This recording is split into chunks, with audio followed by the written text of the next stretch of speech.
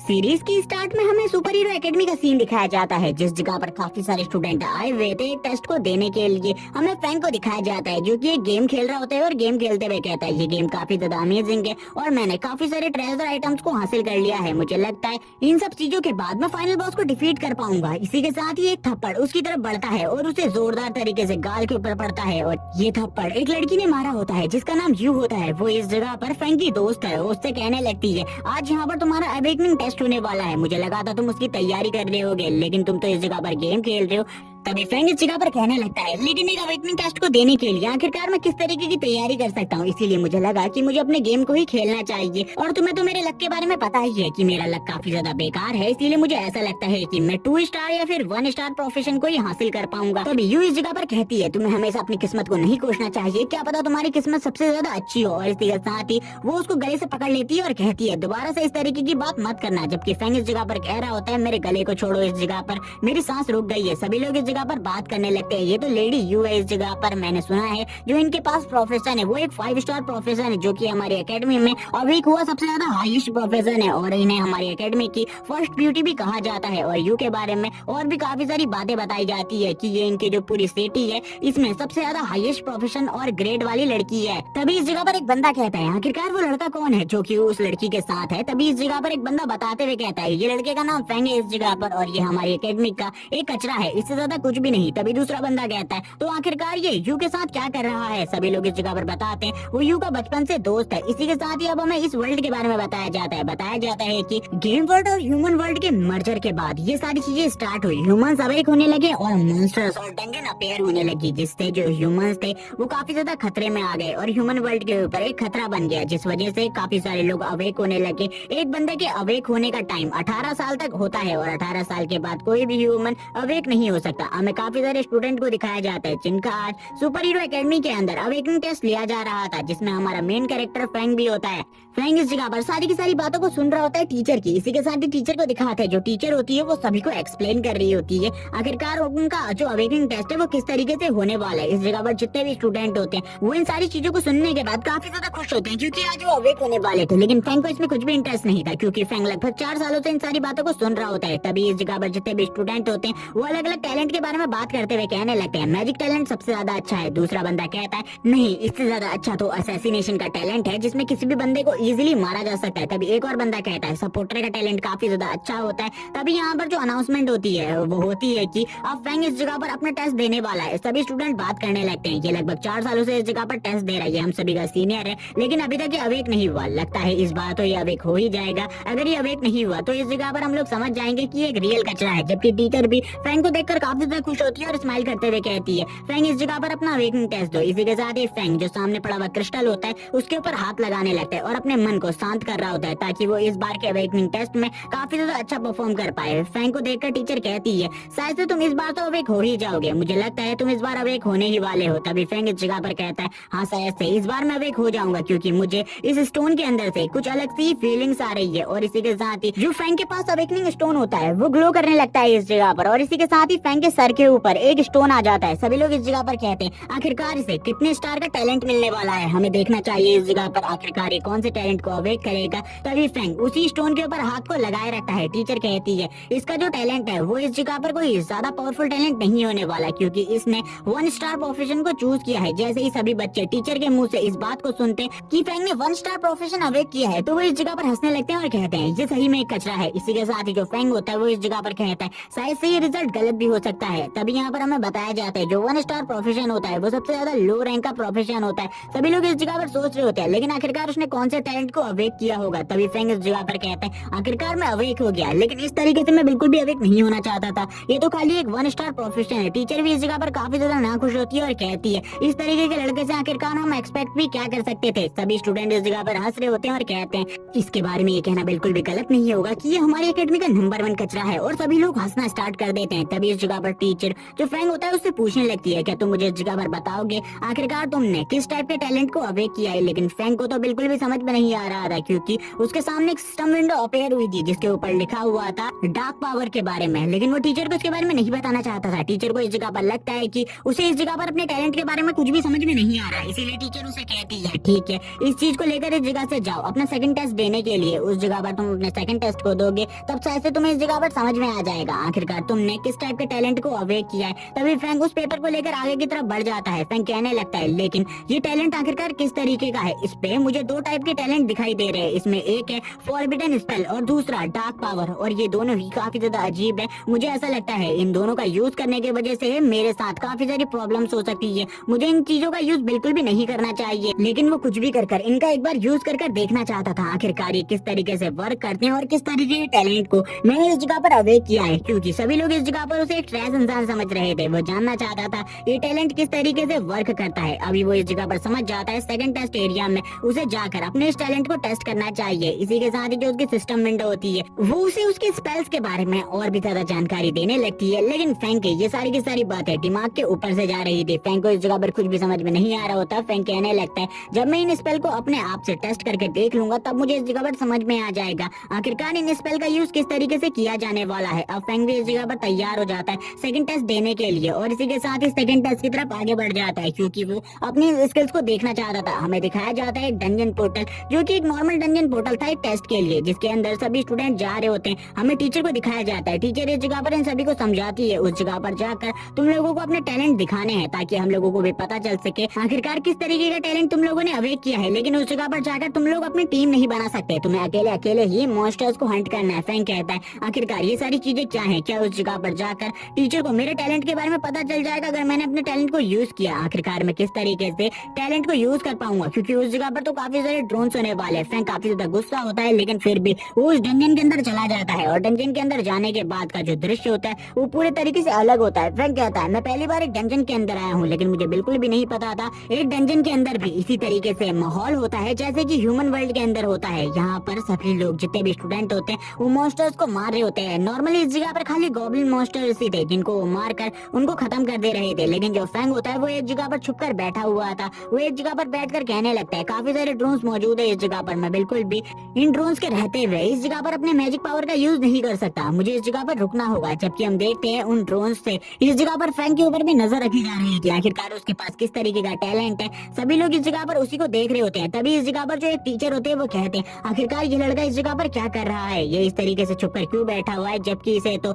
इस जगह पर उन मॉन्स्टर्स को मारना चाहिए। तभी टीचर कहती है इसने इस जगह पर 1 स्टार के प्रोफेशन को अवेक किया है और मुझे लगता है इसके पास डिफेंस टाइप टैलेंट होगा जिस वजह से ये फाइट नहीं कर रहा, क्योंकि एक डिफेंस टाइप टैलेंट वाला बंदा फाइट नहीं कर सकता। तभी दूसरा टीचर इस जगह पर बोलता है तो आखिरकार ये उस डंजन के अंदर गया ही क्यों है, इसे तो बाहर आ जाना चाहिए। लेकिन तभी जो दूसरे टीचर होते हैं वो इस जगह पर कहने लगते हैं सर इस जगह पर कुछ ना कुछ गड़बड़ है, इस जगह पर मुझे काफी ज्यादा डार्क पावर महसूस हो रही है और ये पावर काफी ज्यादा है। मुझे लगता है उस जगह पर कोई हाई लेवल का बीस्ट अपेयर हुआ है और ये हाई लेवल का बीस्ट काफी ज्यादा पावरफुल है और हमें जल्दी से जल्दी उस जगह पर जाना होगा, क्योंकि जो हमारे ड्रोन्स हैं उन्हें वो बीस्ट डिस्ट्रॉय कर रहे हैं। हम देखते हैं एक जो ड्रोन होता है वो इस जगह पर डिस्ट्रॉय हो जाता है और इसी के साथ ही जो बच्चे होते हैं वो भी इस जगह पर डरने लगते हैं, क्योंकि एक हाई रैंक का मॉन्स्टर इस जगह पर आ चुका था। और हम देखते हैं इस हाई रैंक के मॉन्स्टर को जिसके पास वुल्वरीन के जैसे ही क्लॉज होते हैं, और वो मॉन्स्टर इस जगह पर हंसते हुए कहने लगता है जितने भी लोग इस जगह पर मौजूद है क्योंकि हमें हंट करने के लिए आए हैं उन सभी को इस जगह पर खत्म कर दो। यहाँ पर सारे के सारे गॉब्लिन्स उसकी बात मान रहे होते हैं, क्योंकि ये गॉब्लिन इस जगह पर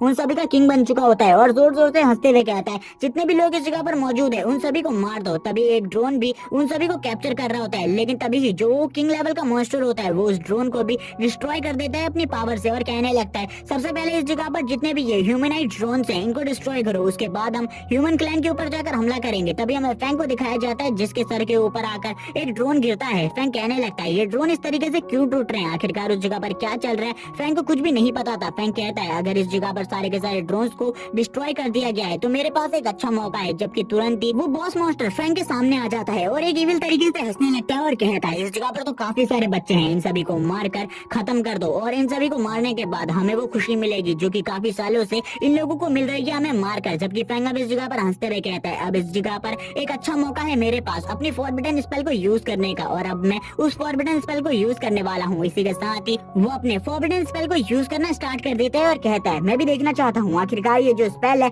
ये किस तरीके से वर्क करता है। जैसे ही फैंग इस जगह पर अपने इस फॉरबिडन स्पेल को यूज करता है उसके चारों तरफ काफी ज्यादा एनर्जी निकलने लगती है। वो मॉन्स्टर भी ये देखकर हैरान हो जाता है। जो बॉस होता है वो कहने लगता है आखिरकार ये लड़का किस तरीके की मैजिक पावर को यूज कर रहा है। मैंने आज से पहले कभी भी इस तरीके की डरावनी पावर को फील नहीं किया। जबकि जो फैंग की पावर होती है वो इस जगह पर कुछ अजीब से क्रिएचर को पैदा कर देती है और वो जो क्रिएचर होते हैं वो डायरेक्टली इस जगह पर मॉन्स्टर्स के ऊपर हमला करना स्टार्ट करते हैं। जैसे ही इस जगह पर ये डार्क पावर बढ़ती है इन लोगों को भी फील होती है। फैंग की डार्क पावर को फील करते हुए ये लोग कहते हैं शायद से उस जगह पर कोई हाई रैंक का मॉन्स्टर है। वो बच्चे उनका सामना नहीं कर सकते क्योंकि ये डार्क पावर काफी ज्यादा है। जो टीचर होती है वो भी डर जाती है और कहती है उन बच्चों के लिए तो काफी ज्यादा खतरा है। और उस जगह पर एक स्टूडेंट ऐसा भी है जो कि काफी ज्यादा कमजोर है। वो फैंग की बात कर रही होती है और कहने लगती है आखिरकार उसके साथ क्या होगा। जबकि हम देखते हैं जो उन मॉन्स्टर्स का लीडर होता है वो कहने लगता है इस जगह पर क्या हो रहा है, एक बच्चा इस जगह पर आकर हम सभी को मार रहा है, ऐसा कैसे हो सकता है। जो फैंग की पावर होती है वो और भी ज्यादा बढ़ती जाती है लेकिन फैंग इस पावर को बिल्कुल भी कंट्रोल नहीं कर पा रहा होता। फैंग कहने लगता है डार्क पावर फॉरबिडन स्पेल दोनों को कंट्रोल करना बहुत ज्यादा मुश्किल है लेकिन फिर भी आगे आने वाले टाइम में जब मेरा लेवल अप हो जाएगा मैं इस जगह पर इसे अच्छे तरीके से कंट्रोल करूंगा। उसे एक्सपीरियंस पॉइंट मिलने लगते हैं जितने मॉन्स्टर्स को वो इस जगह पर मार रहा होता है। मॉन्स्टर अभी भी लगातार मर रहे होते हैं और उसे लगातार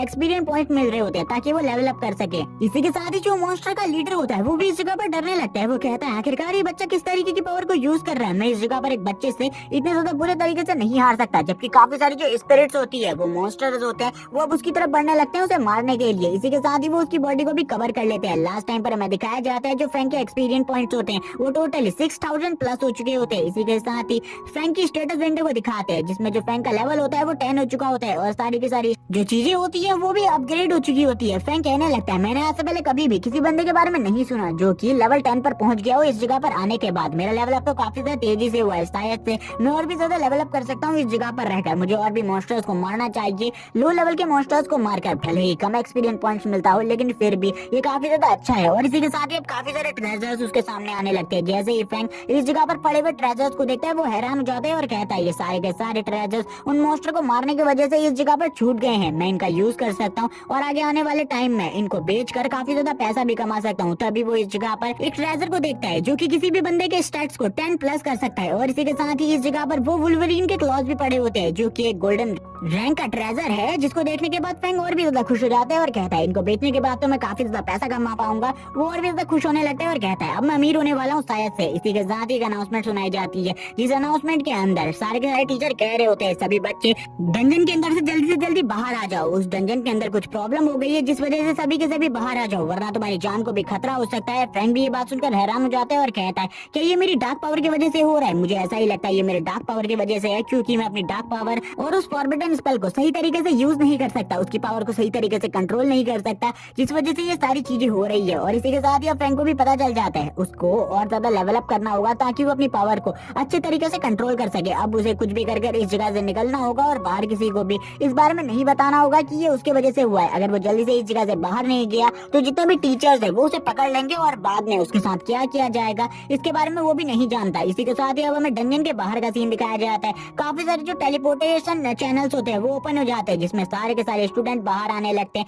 हम देखते हैं वो सारे के सारे स्टूडेंट हैरान होते हैं आखिरकार टीचर ने इतनी जल्दी उन्हें बाहर क्यों बुला लिया। जबकि वो स्टूडेंट कहते हैं अभी तो हमारा टेस्ट स्टार्ट ही हुआ था। फैंग को इस जगह पर पता था आखिरकार उस जगह पर क्या चल रहा था। फैंग ने तो काफी ज्यादा लेवल अप कर लिया था लेकिन तुरंत ही जो टीचर होते हैं वो कहने लगते हैं जो स्कूल है वो बंद हो चुका है। जब तुम्हें स्कूल में बुलाया जाए तब तुम इस जगह पर आ जाना लेकिन अभी के लिए स्कूल बंद हो चुका है, जल्दी से जल्दी इस जगह से बाहर निकलो। टीचर भी हैरान होता है और कहता है अगर इन सभी को एक साथ मिलकर भी उस मॉन्स्टर को हराने दिया जाए तभी भी मुझे नहीं लगता कि उस जगह पर जो मॉन्स्टर है ये सभी मिलकर उसे हरा सकते हैं। जो हमारी टीम है वो इस जगह पर आने ही वाली है जिसके बाद हम खुद अंदर जाएंगे और खुद अंदर जाकर इन सारी चीजों को नोटिस करेंगे। लेकिन तभी जो टीचर होते हैं वो फील करने लगते हैं इस जगह पर जो डार्क पावर थी वो खत्म हो रही है। आखिरकार ऐसा क्यों हुआ इसके बारे में उन्हें भी नहीं पता होता। वो कहने लगते हैं कि यहाँ पर जो डार्क पावर का स्रोत था वो बाहर की तरफ चला गया या फिर कहीं और। जैसे ही टीचर इस जगह पर फैंग को देखती है वो कहने लगती है फैंग क्या तुम इस जगह पर ठीक हो। फैंग इस जगह पर टीचर से कहता है हाँ मैं इस जगह पर ठीक हूँ। तभी यहाँ पर जो फैंग होता है वो टीचर को देखकर हैरान होता है और टीचर से पूछता है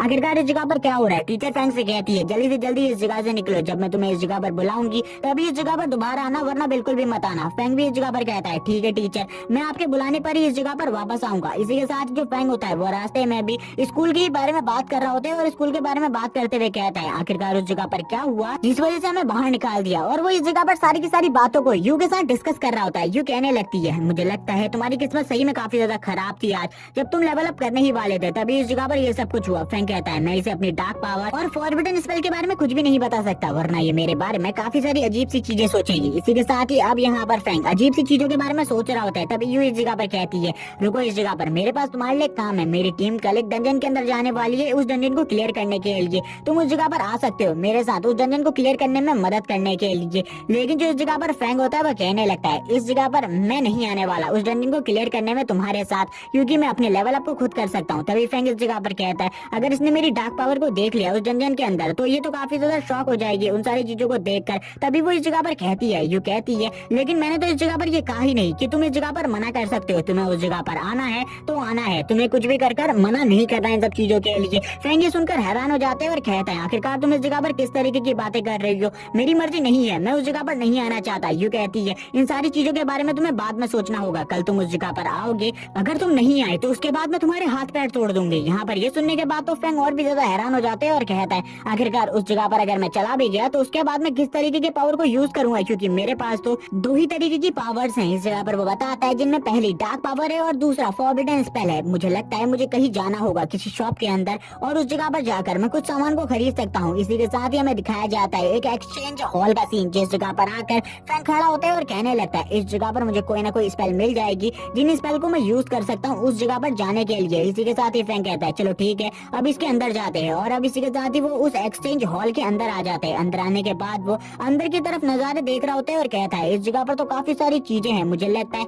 मैं अपने सामान को भी इस जगह पर बेच सकता हूँ और उससे काफी ज्यादा पैसा कमा सकता हूँ, ये तो काफी ज्यादा अमेजिंग होने वाला है। काफी सारे और लोग भी इस जगह पर आए हुए होते हैं। तभी एक लड़की इस जगह पर फ्रैंक के पास आती है और कहने लगती है सर इस जगह पर आप मुझे बताइए आखिरकार मैं किस तरीके से आपकी मदद कर सकती हूँ। तो वो लड़की काफी ज्यादा खूबसूरत भी होती है, इस वजह से फ्रैंक उसकी तरफ देखते हुए कहता है हाँ मुझे इस जगह पर कुछ लो लेवल के वेपन्स को देखना है जिनके अंदर थोड़ी बहुत मैजिक पावर हो। लेकिन तभी वो लड़की कहने लगती है हमारे वहाँ पर काफी सारे हाई रैंक के वेपन्स है, आप उन्हें भी देख सकते हैं, उनके अंदर भी काफी ज्यादा मैजिक पावर होती है। लेकिन फ्रैंक उसे मना करता है और कहने लगता है मुझे वो चीजों की जरूरत नहीं है, मुझे खाली एक लो रैंक के वेपन की जरूरत है जिसके अंदर लो मैजिक पावर हो। लेकिन वो लड़की इस जगह पर कहती है मैं यहाँ पर तुम्हारी कोई भी मदद नहीं कर सकती, क्योंकि तुम जैसे गरीबों को मैं इस जगह पर कोई भी रास्ता नहीं दिखाने वाली, और जितने भी वेपन्स हैं तुम खुद चॉइस कर सकते हो। तभी वो ये काम किसी दूसरी लड़की को दे देती है। हम देखते हैं एक दूसरी लड़की को जो कि फ्रैंक के पास आती है और कहने लगती है सर इस जगह पर आपको जो भी वेपन्स देखने हैं मैं आपको दिखाने वाली हूँ। और वो लड़की अब फ्रैंक को लेकर हर जगह पर जाती है जिस जगह पर काफी सारे लो लेवल के वेपन्स होते हैं, वो सारे के सारे वेपन्स को फ्रैंक को दिखाने लगती है। फ्रैंक काफी सारे वेपन्स को टेस्ट करता है, लेकिन काफी सारे वेपन्स को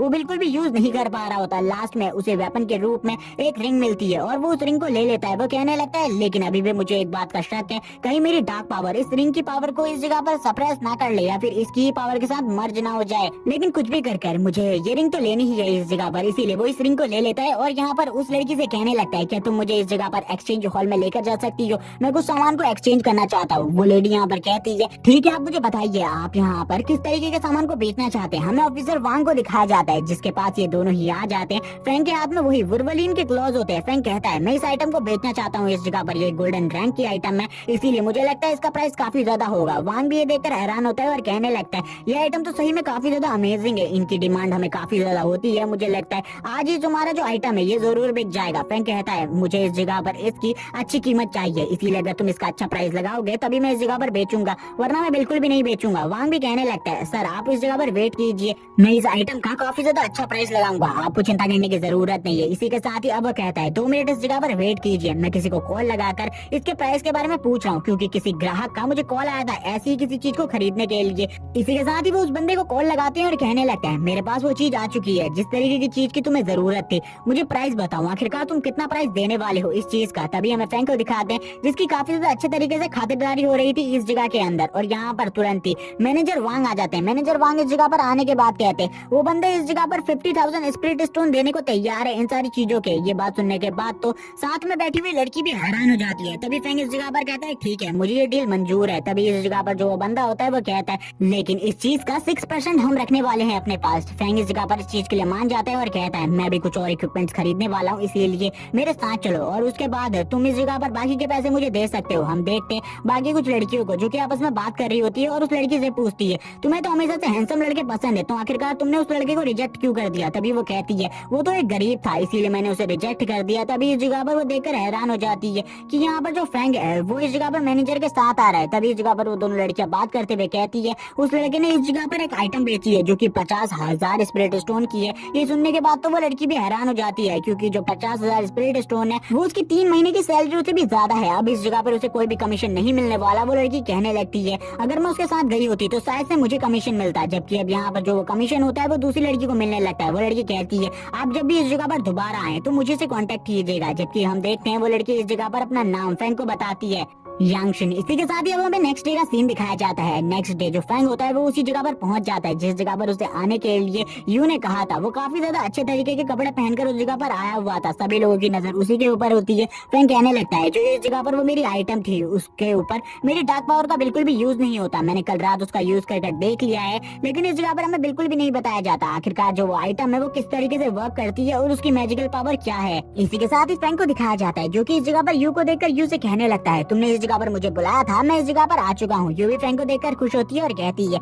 तुम भी इस जगह पर अच्छे तरीके से लेवल अप कर पाओगे और मैं तुम्हें लेवल अप करने के काफी सारे तरीकों के बारे में बताने वाली हूँ। इसी के साथ ही वो इंट्रोडक्शन करवाती है फैंग को अपनी पूरी की पूरी टीम के साथ। सभी लोग इस जगह पर फैंग को देखकर काफी ज्यादा खुश होते हैं और कुछ लोग इस जगह पर फैंग को बिल्कुल भी पसंद नहीं कर रहे होते क्योंकि उन लोगों की नजर में फैंग कचरे के अलावा और कुछ भी नहीं होता। इस जगह पर जो यू होती है वो फैंग को कहने लगती है ये सभी मेरे काफी ज्यादा अच्छे टीममेट हैं। इसी के साथ ही कुछ लोग और आ जाते हैं इस जगह पर जो कि एक बंदे का नाम झांग होता है। झांग इस जगह पर फैंग को देखकर कहता है आखिरकार ये कचरा हमारे साथ क्यों आने वाला है। जैसे ही फैंग उस बंदे को देखता है वो कहने लगता है इस बंदे को देखकर मुझे ऐसा लगता है जैसे कि मैंने इस बंदे से 3 मिलियन इस जगह पर लोन पर ले रखा है। तभी यहाँ पर जो झांग होता है वो यू के पास आता है और यू से कहने लगता है मैं तुम्हारे लिए काफी सारी स्पेशल चीजें लेकर आया हूँ क्योंकि तुम जल्दी लेवल 60 पर पहुंचने वाली हो और सीनियर एकेडमी में प्रमोट होने वाली हो। ये सुनने के बाद फैंग भी हैरान हो जाते हैं और कहता है लेवल 60 पर पहुंचना ये तो काफी ज्यादा अमेजिंग बात है, मेरे लिए तो ये एक सपने जैसा ही है। इसी के साथ ही जो झांग होता है वो यू के लिए ट्रेजर को निकालता है बाहर और उस ट्रेजर को बाहर निकालते हुए कहता है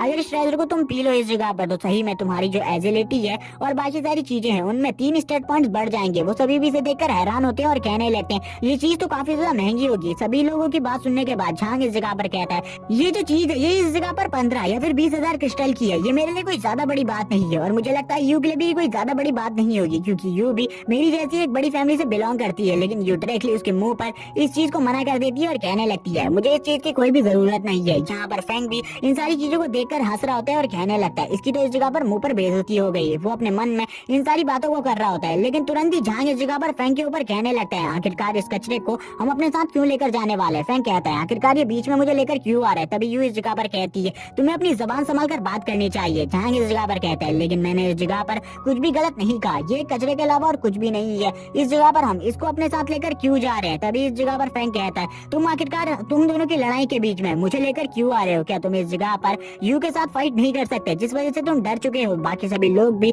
फ्रैंक को इस जगह पर कहने लगते हैं तुम भी शांत हो जाओ और झांग से भी यही कह रहे होते हैं तुम शांत हो जाओ। लेकिन झांग इस जगह पर कहता है हम इस जैसे कचरे को अपने साथ क्यों ले जाने वाले हैं, ये तो हमारे ऊपर खाली एक बोझ बनेगा और हम इस जैसे बोझ को बिल्कुल भी नहीं ले जाएंगे अपने साथ। तभी यहाँ पर फैंक कहता है आखिरकार मैं तुम्हारे साथ जा भी नहीं रहा, तुम्हारी एक ट्रेजर बोतल इस जगह पर यू ने एक्सेप्ट नहीं करी जिस वजह से तुम मेरे ऊपर अपना गुस्सा निकाल रहे हो। उस बेकार सी चीज के लिए मेरे ऊपर गुस्सा निकालना ये बिल्कुल भी ठीक नहीं है। तभी दूसरा बंदा इस जगह पर कहता है वो ट्रेजर बोतल कोई मामूली ट्रेजर बोतल नहीं थी, अगर तुम्हारे पास उससे अच्छा ट्रेजर कुछ है तो इस जगह पर हमें दिखाओ। झांग भी इसी चीज को कह रहा होता है दिखाओ जल्दी, अगर तुम्हारे पास उससे अच्छा कोई ट्रेजर हुआ तो मैं यहाँ पर घुटनों के बल झुककर तुमसे माफी मांगूंगा वरना तुम इस चीज को करोगे। लेकिन फैंक तुरंत ही इस जगह पर एक ट्रेजर को बाहर निकालता है जो कि वही ट्रेजर होता है जो कि उसे कल के दिन में मिला था उन मॉन्स्टर्स को मारने के बाद। वो उस ट्रेजर को बाहर निकालता है और कहता है ये ट्रेजर इस जगह पर किसी भी बंदे के स्टेट पॉइंट्स में 10 पॉइंट्स को बढ़ा सकता है। यू भी यहाँ पर इस ट्रेजर को देखकर हैरान हो जाती है और कहती है हाँ शायद से ये वही ट्रेजर है। सभी लोग इस जगह पर ये देखकर हैरान होते हैं। तभी झांग इस जगह पर कहता है तुम इस जगह पर झूठ बोल रहे हो, ये यहाँ पर कोई रियल ट्रेजर नहीं है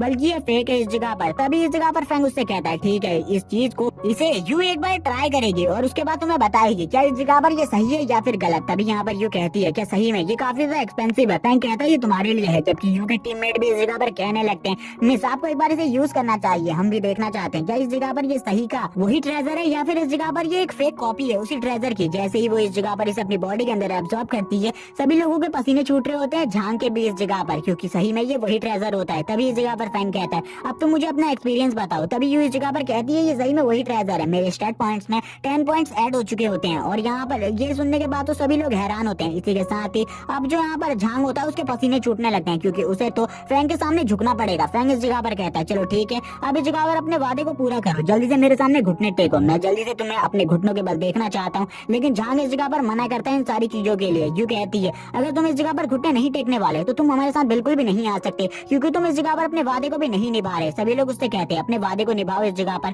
आखिरकार तुम किस तरीके के घटिया इंसान हो, तुम अपने वादे को बिल्कुल भी नहीं निभा रहे। ये सुनने के बाद तो झांग को और भी ज्यादा गुस्सा आने लगता है। वो कहता है इसका बदला तो इस जगह पर मैं तुमसे जरूर लूंगा, जो भी तुमने अभी मेरे साथ किया इसका एक ना एक दिन तुमसे बहुत ज्यादा अच्छे तरीके से मैं बदला लूंगा। और वो तुरंत ही झुक जाता है फ्रैंक के सामने, और झुकने के बाद कहता है मुझे माफ कर दो इस जगह पर जो भी मैंने तुम्हारे साथ किया। लेकिन फ्रैंक अब इस जगह से आगे बढ़ने लगता है और कहता है बाकी की टीम तैयार रहो, क्योंकि यू सबसे पहले मुझे कुछ ट्रेनिंग देना चाहती है, जिसके बाद वो तुम्हारे पास आएगी। यू कहती है हम सभी लोग पहले ही उस डंजन के अंदर जाने वाले, जिसके बाद मैं उन सभी के साथ आगे की तरफ बढ़ूंगी, तुम बीच में ही रुक जाओगे सेफ एरिया के अंदर। फ्रैंक कहता है ठीक है, और इस जगह पर फ्रैंक यू की सारी बातों को मान रहा होता है। लेकिन फ्रैंक अपने मन में बताता है कि उस जगह पर जो बॉस मॉन्स्टर है उसे मैं मारना चाहता हूँ, और यू से पहले मुझे उस जगह पर पहुंचना होगा और उस बॉस मॉन्स्टर को मारकर उसके ट्रेजर को छीनना होगा। जबकि तुरंत ही यू फ्रैंक के लिए कुछ लेकर आई होती है और उन बुक्स को निकालते हुए कहती है ये इस जगह पर कुछ स्पेल्स की बुक है, मुझे पता चला है कि तुम्हारे पास जो टैलेंट है वो मैजिक का टैलेंट है, तुम इसे यूज करके देख सकते हो, क्या पता है इससे तुम्हारी जो पावर है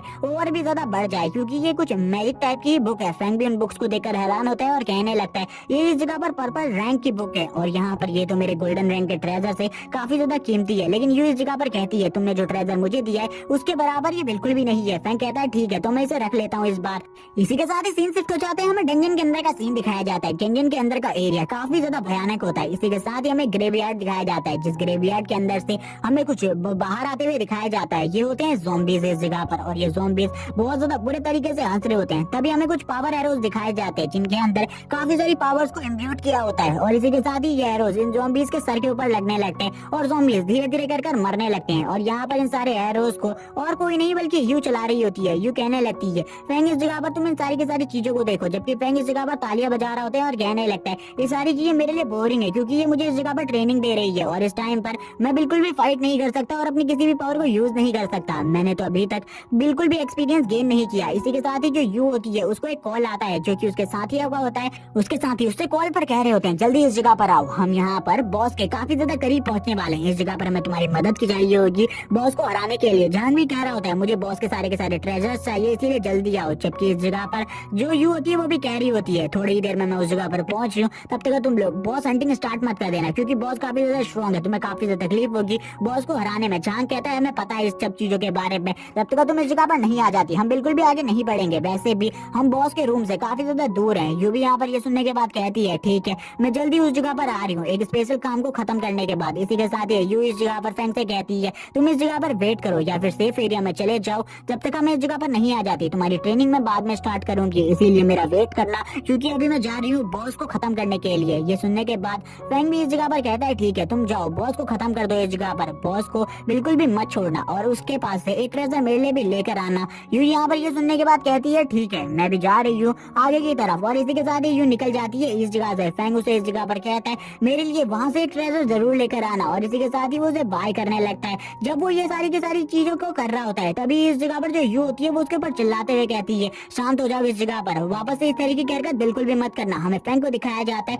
जो कि एक इविल स्माइल करते हुए कहता है मेरे पास एक और टैलेंट है इस जगह पर, मैं पूरे हफ्ते में एक दिन अपनी पावर को काफी ज्यादा हद तक यूज कर सकता हूँ, शायद से अब मुझे इस जगह पर अपनी पावर को काफी ज्यादा अमाउंट में यूज करना होगा, जिस वजह से मुझे काफी सारी पावर की जरूरत है। इसी के साथ ही जो उसके सामने स्क्रीन होती है उसके ऊपर भी उसकी स्पेल्स और उसकी स्किल्स के बारे में लिखा जाता है। तभी फ्रैंक कहता है मुझे अपनी स्किल्स को और भी ज्यादा बढ़ाना है इस जगह पर। तभी वो अपने स्टैट्स को दिखाता है, वो कहता है जल्दी से जल्दी मुझे लेवल 15 पर पहुंचना होगा, तभी इस जगह पर मैं अपने एक और स्किल स्लॉट को अनलॉक कर पाऊंगा और इन स्किल्स को उस जगह पर रख पाऊंगा। जबकि और भी सारे जो मॉन्स्टर्स होते हैं वो बाहर की तरफ आने लगते हैं, जबकि हम देखते हैं जितने भी मॉन्स्टर्स होते हैं वो आगे की तरफ बढ़ रहे होते हैं और इनके साथ एक जनरल भी होता है जो कि इन सभी को लीड कर रहा होता है। तभी हमें एक और टीम का सीन दिखाया जाता है जो कि इसी डंजन के अंदर होती है। वो कहने लगती है हमें इस जगह पर इन मॉन्स्टर्स को मारना होगा, ये मॉन्स्टर्स काफी ज्यादा तेजी से आगे की तरफ बढ़ रहे हैं, हमें तैयार होना होगा फाइट करने के लिए। लेकिन तभी जब वो लोग फाइट करने के लिए तैयारी हो रहे होते हैं उनके सामने से एक फायर बीम निकलती है, उनके सामने के सारे मॉन्स्टर मारे जाते हैं। ये देखने के बाद तो जो हीलिंग टैलेंट वाली लड़की होती है वो भी हैरान होती है और कहती है सामने की तरफ क्या चल रहा है। सभी लोग इस जगह पर बताते हैं इस जगह पर दूसरे एकेडमी के भी स्टूडेंट आए हुए हैं जो कि शायद से काफी ज्यादा स्ट्रॉन्ग है। तभी तभी इस जगह पर एक बंदा कहता है इस जगह पर तो यू आई हुई है, जो कि हमारी सिटी की एक सबसे ज्यादा टैलेंटेड लड़की है। ये लोग तो इस जगह पर पूरे तरीके से इन मॉन्स्टर्स को मार रहे हैं। हमें नहीं लगता अब हमें कोई चांस भी मिलने वाला है इन मॉन्स्टर्स के साथ फाइट करने का, क्योंकि ये सभी लोग काफी ज्यादा स्ट्रॉन्ग है। जबकि इस जगह पर हम देखते हैं झांग को, जो कि कहने लगता है हमें जल्दी से जल्दी बॉस रूम तक पहुंचना होगा। बॉस रूम तक पहुंचने के बाद ही मुझे वो सारी की सारी ट्रेजर्स मिल पाएंगे, जिनके बाद जो मेरी पावर है वो और भी ज्यादा बढ़ जाएगी। वो अपनी पावर को यूज कर रहा होता है, शायद से इस बंदे के पास फायर टैलेंट है, जिसको वो यूज करते हुए सभी को मार रहा होता है, जला रहा होता है इस जगह पर। तभी यहाँ पर जो एक और बंदा होता है वो कहता है क्या तुम्हें लग रहा है कि इस जगह पर आने के बाद तुम थोड़ी बहुत स्ट्रॉन्ग हो गई है? वो लड़की भी कहती है हाँ, मुझे भी इस तरीके की फीलिंग्स आ रही है कि मैं भी स्ट्रॉन्ग हो चुकी हूँ। हमें बॉस का टावर दिखाया जाता है, जिसके वहाँ पर एक पोर्टल ओपन होता है, जो कि एक डार्क मैजिक से बना हुआ पोर्टल होता है, जो कि एक टेलीपोर्टेशन चैनल है, जैसे कि डॉक्टर स्ट्रेंज यूज करता है। हम देखते हैं इस टेलीपोर्टेशन पोर्टल से और कोई नहीं बल्कि फ्रैंक बाहर आता है। फ्रैंक बाहर आते हुए कहता है मेरे को अभी अभी मेरी एक और नई स्किल के बारे में पता चला है, वो है टेलीपोर्टेशन, जिसका यूज करते हुए मैं लगभग कहीं भी टेलीपोर्ट कर सकता हूँ। लेकिन ये स्किल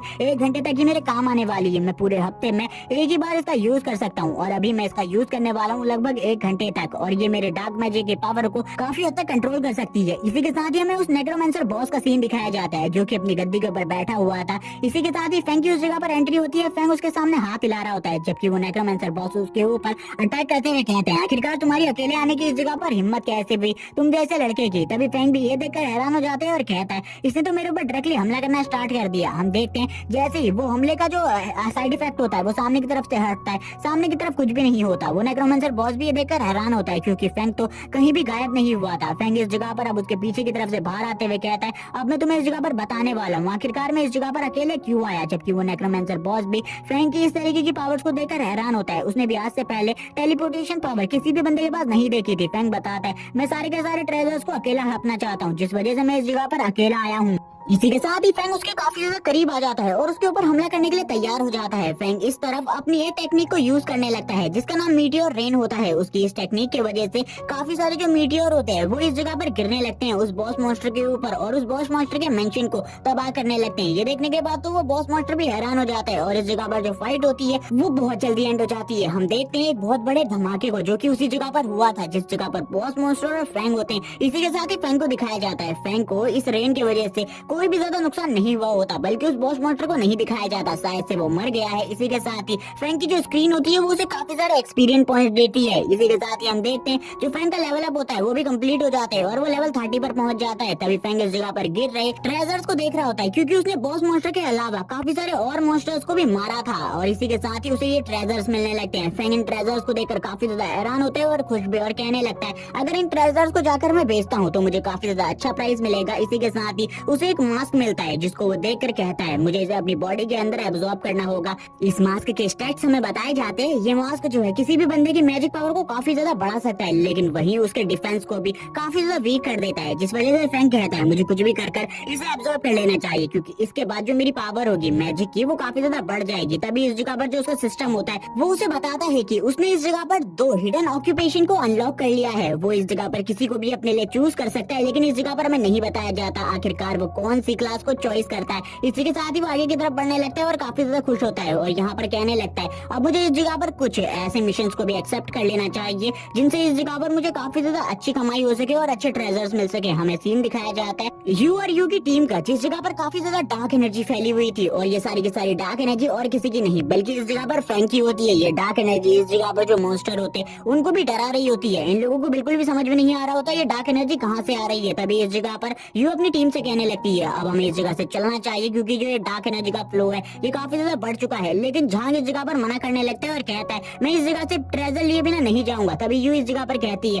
तुम अगर मरना चाहते हो तो अकेले मरो। ये सुनने के बाद झांग को भी गुस्सा आ जाता है। हम देखते हैं यू इस जगह पर फैंग को मैसेज कर बता रही होती है कि वो उस जगह पर आ रही है। तभी इस जगह पर फैंग उसे बताता है कि वो उस जगह से निकल चुका है पहले ही, इसीलिए उसे उसके लिए वेट नहीं करना चाहिए, और वो इसके लिए सॉरी भी कहता है। इसी के साथ ही हमें सीन दिखाया जाता है मिशन हॉल का, जिस जगह पर कोई भी बंदा अपने लिए मिशन को चूज कर सकता था। हम देखते हैं जैसे ही फैंग इस जगह पर आता है फैंग कहता है इस जगह पर तो पूरी की पूरी जगह खाली है, मुझे लगता है आज कोई भी इस जगह पर मिशन लेने के लिए नहीं आया। तभी जो लेडी होती है वो फैंग से कहती है जल्दी से मुझे इस जगह पर अपने बायोडेटा के बारे में बताओ, मैं सारी की सारी चीजें इस चीज में दर्ज कर देती हूँ, जिसके बाद तुम्हें इस जगह पर मिशन मिल जाएंगे। लेकिन तुम्हारे टाइप के कोई भी मिशन नहीं है इस जगह पर, इसीलिए मुझे तुम्हें मेन हॉल में लेकर जाना पड़ेगा। तभी फैंग इस जगह पर अपना सारी की सारी आइडेंटिटी उसको बताने लगता है। वो सुनने के बाद तो वो भी हैरान हो जाती है और कहती है ये तो इस जगह पर एक कचरा है, इसके अलावा और कुछ भी नहीं। इसी के साथ ही वो फैंग को अपने साथ ले जाने लगती है अंदर की तरफ, और अंदर की तरफ ले जाते हुए फैंग से कहती है अंदर जाकर तुम किसी भी मिशन को अपने लिए चूज कर सकते हो, लेकिन ध्यान रखना इस जगह पर जो तुम्हारा मिशन है वो ज्यादा टफ ना हो। तभी फैंग कहता है ठीक है, इस जगह पर मैं इन सारी चीजों को ख्याल रखूंगा। तभी जो फैंग होता है वो अंदर की तरफ देखने लगता है, अंदर काफी सारे मिशन होते हैं। फैंग कहता है मुझे इन सारे के सारे मिशन को चेक करना चाहिए। लेडी इस जगह पर एक ऑफिसर की तरफ देखने लगती है जो कि इस जगह पर लेडी से कुछ बात करने के लिए आया हुआ था। लेडी उस ऑफिसर से कहती है आखिरकार ऐसे क्या प्रॉब्लम हो गई जिस वजह से तुम इस जगह पर आए हो। तभी वो ऑफिसर लेडी को सारी की सारी बातें बताने लगता है। 2 बार उन्हें ऐसा अंदेशा हुआ है कि हमारी सिटी के अंदर कोई ऐसा मॉन्स्टर है जो कि काफी ज्यादा स्ट्रॉन्ग है, लेकिन बार बार उस मॉन्स्टर की एनर्जी गायब हो जा रही है और ये लोग इस जगह पर फैंग की एनर्जी के बारे में बात कर रहे हैं। तभी यहाँ पर वो लेडी कहती है मुझे भी इसके बारे में पता करना होगा, मुझे इसके बारे में ज्यादा चीजें नहीं पता। इसी के साथ ही फैंग के सामने उसका पहला मिशन आता है जिसमें उसे एक मॉन्स्टर को पकड़कर मारना था। फैंग इस मिशन को देखकर कहने लगता है इसकी डिफिकल्टी लेवल इस जगह पर ए है, क्या मुझे इस मिशन को एक्सेप्ट कर लेना चाहिए। इसी के साथ ही फैंग के सामने एक और मिशन आता है और यहाँ पर जो फैंग होता है वो उस दूसरे मिशन को एक्सेप्ट कर लेता है और उसको एक्सेप्ट करने के बाद काफी ज्यादा खुश होता है और कहने लगता है ये मिशन तो मेरे लिए काफी ज्यादा अच्छा होने वाला है, क्योंकि मुझे एक टेंपल के अंदर जाना है और वहाँ पर जाकर उसके हिडन बॉस को डिफीट करना है। और इस मिशन के बारे में हमें जो भी चीजें हैं वो आगे चलकर बताई जाएंगी। जबकि फैंग अब उस जगह से निकल रहा होता है, लेकिन जब वो इस जगह से निकलता है वो कहने लगता है इस जगह पर जो पहली लेडी थी वो इस जगह पर नहीं है, यानी कि वो किसी और काम के लिए इस जगह से चली गई, लेकिन मुझे थोड़े टाइम के लिए इस जगह पर किसी पावरफुल बंदे की प्रेजेंस महसूस हुई थी। तभी हमें सीन दिखाया जाता है और हमें दिखाया जाता है एक शैडो सोल्जर को। तभी हम देखते हैं इस जगह पर जो एक बंदा होता है वो कहने लगता है मैं आज पहली बार किसी शैडो सोल्जर को देखने वाला हूँ, ये तो काफी ज्यादा अमेजिंग है। तभी यहाँ पर दूसरा बंदा उसे शांत करवाता है और कहने लगता है जो शैडो सोल्जर्स होते हैं उनकी जो पहनावा होता है वो हमसे पूरे तरीके से अलग होता है और पावर लेवल का भी हम लोगों में काफी ज्यादा डिफरेंस होता है, क्योंकि इस जगह पर जो शैडो सोल्जर्स होते हैं यानी कि शैडो ग्रुप के लोग होते हैं वो इस जगह पर डार्क पावर को काफी ज्यादा अच्छे तरीके से यूज कर सकते हैं। इस जगह पर जो लेडी है वो भी डार्क पावर को अच्छे तरीके से यूज कर सकती है। हम देखते हैं ये वही लड़की होती है जिसने इस जगह पर फैंग को वो मिशन दिलवाए थे। यहाँ पर ये कहने लगती है मैं भी उन डार्क पावर के सोर्स का पता नहीं कर पा रही, वो डार्क पावर सही में काफी ज्यादा खतरनाक है, मैं इसके बारे में कुछ भी नहीं कह सकती। आखिरकार ये डार्क पावर कितनी ज्यादा पावरफुल हो सकती है। वो लोग कहने लगते हैं क्या इस जगह पर आप हमें ये बता सकती हैं कि ये डार्क पावर किसी ह्यूमन की है या फिर किसी मॉन्स्टर की।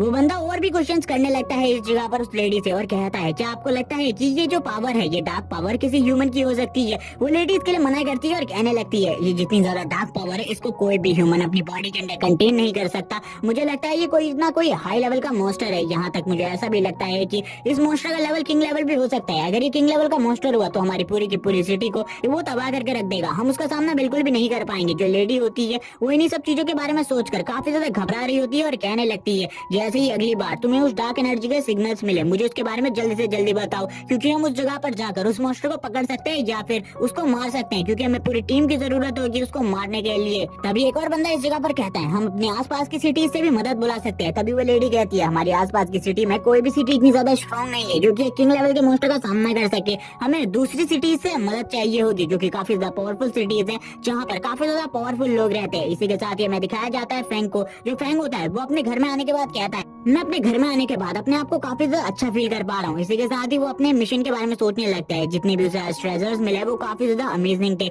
मुझे उनमें से कुछ ट्रेजर्स को बेचना होगा। इसी के साथ ही वो कहता है चलो ठीक है, मुझे यहाँ पर यूं ने कुछ स्किल्स दी थी, उनको इस जगह पर मुझे अपने स्किल स्लॉट में लगा लेना चाहिए। इसी के साथ ही वो सबसे पहले प्रोटेक्टिव बैरियर वाले स्किल को इस जगह पर अपने स्किल स्लॉट में लगाने लगता है। उसका सिस्टम उसे बताता है इस जगह पर ये जो तुम्हारी स्किल है ये पूरे तरीके से अटैच हो चुकी है और इस जगह पर इसमें डार्क पावर की वजह से काफी सारे चेंजेस भी आ चुके हैं, जिस वजह से तुम्हारा जो प्रोटेक्टिव बैरियर होगा वो काफी ज्यादा स्ट्रॉन्ग होगा और हमेशा तुम्हारे चारों तरफ रहेगा। फैंग अब दूसरी स्किल के बारे में सोचने लगता है और कहता है क्या वो स्किल भी इस जगह पर अच्छे तरीके से अटैच हो पाएगी मेरी डार्क पावर के साथ। लेकिन यहाँ पर जो उसकी दूसरी स्किल होती है जो कि यूं ने दी थी वो भी इस जगह पर अच्छे तरीके से अटैच हो जाती है। फैंग ये देखने के बाद काफी ज्यादा खुश होता है और कहने लगता है ये स्किल तो सही में अमेजिंग है, ये भी इस जगह पर मेरी डार्क पावर के साथ अच्छे तरीके से अटैच हो चुकी है। अब मुझे इस जगह पर कुछ और न्यू बुक्स को परचेस करना होगा। कल मैं जाऊंगा एक्सचेंज हॉल में और उस जगह पर कुछ न्यू बुक्स को परचेस करूंगा। नेक्स्ट का सीन दिखाया जाता है एक्सचेंज हॉल में, जिस जगह पर वही लड़की खड़ी होती है जिसने थोड़े टाइम पहले जो फैंग था उसे एक गरीब इंसान समझकर इस जगह से निकाल दिया था। जबकि हम देखते हैं अब यहाँ पर वो फैंग से कहने लगती है सर मैं आपकी क्या हेल्प कर सकती हूँ। फ्रैंक इस जगह पर कहता है यहाँ पर सिन को बुलाओ, मुझे यहाँ पर सिन की हेल्प की जरूरत है। तभी वो इस जगह पर कहती है सिन इस जगह पर नहीं आ सकती,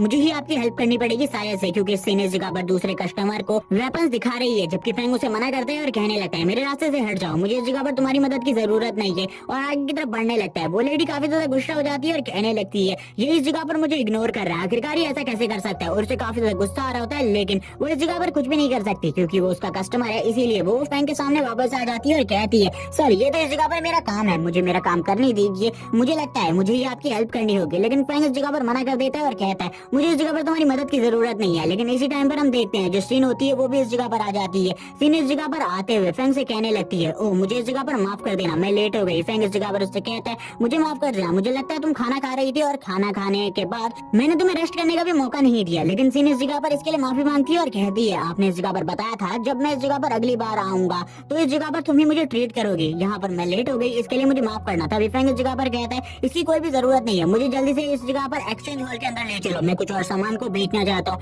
ये सुनने के बाद तो अब उस दूसरी लेडी को और भी ज्यादा गुस्सा आने लगता है। वो कहती है मैं इसको बिल्कुल भी नहीं छोड़ूंगी, अगर मुझे कभी भी इसे डिस्ट्रॉय करने का मौका मिला मैं इसे डिस्ट्रॉय करके रख दूंगी। जबकि फ्रैंक तुरंत ही 2 बुक्स को निकाल लेता है इस जगह पर वांग के सामने और उन दोनों बुक्स को बेचने की बात करता है और कहने लगता है अगर तुम इन दोनों बुक्स को खरीदना चाहते हो या फिर तुम्हारा कोई कस्टमर है जो कि इनको खरीदना चाहता है तो मुझे इसके बारे में बताओ। वांग इस जगह पर कहता है मुझे इसके बारे में पता करना होगा, वेट कीजिए इस जगह पर, मैं थोड़े ही टाइम में इसके बारे में बता दूंगा, तब तक तुम लोग इस जगह पर हमारे कैंटीन में जाकर खाना खा सकते हो। वांग सोच रहा होता है इस लड़के की बैकग्राउंड क्या है, पिछली बार ये गोल्डन रैंक के आइटम को इस जगह पर लाया था लेकिन इस बार पर्पल रैंक के आइटम को लेकर आया है, ये बंदा तो सही में अमेजिंग है। तभी फ्रैंक इस जगह पर खाना खा रहा होता है और उसके साथ शिन भी खाना खा रही होती है, ये दोनों ही काफी सारी बातें कर रहे होते हैं। तभी फ्रैंक इस जगह पर कहता है वेटर जल्दी से बिल लेकर आओ, लेकिन शिन उसे मना करती है और कहने लगती है मैंने इस जगह पर पहले ही बिल दे दिया है, अब आपको बिल देने की जरूरत नहीं है। फ्रैंक कहता है आखिरकार तुम्हें बिल देने की क्या जरूरत थी, तुम्हें बिल्कुल भी बिल नहीं देना चाहिए था। लेकिन फ्रैंक से वो कहने लगती है ये मेरी ट्रीट है इस जगह पर। तो फ्रैंक उससे कहता है तो मैं तुम्हें घर छोड़ सकता हूँ, लेकिन यहाँ पर शिन उसके लिए भी मना करती है और कहती है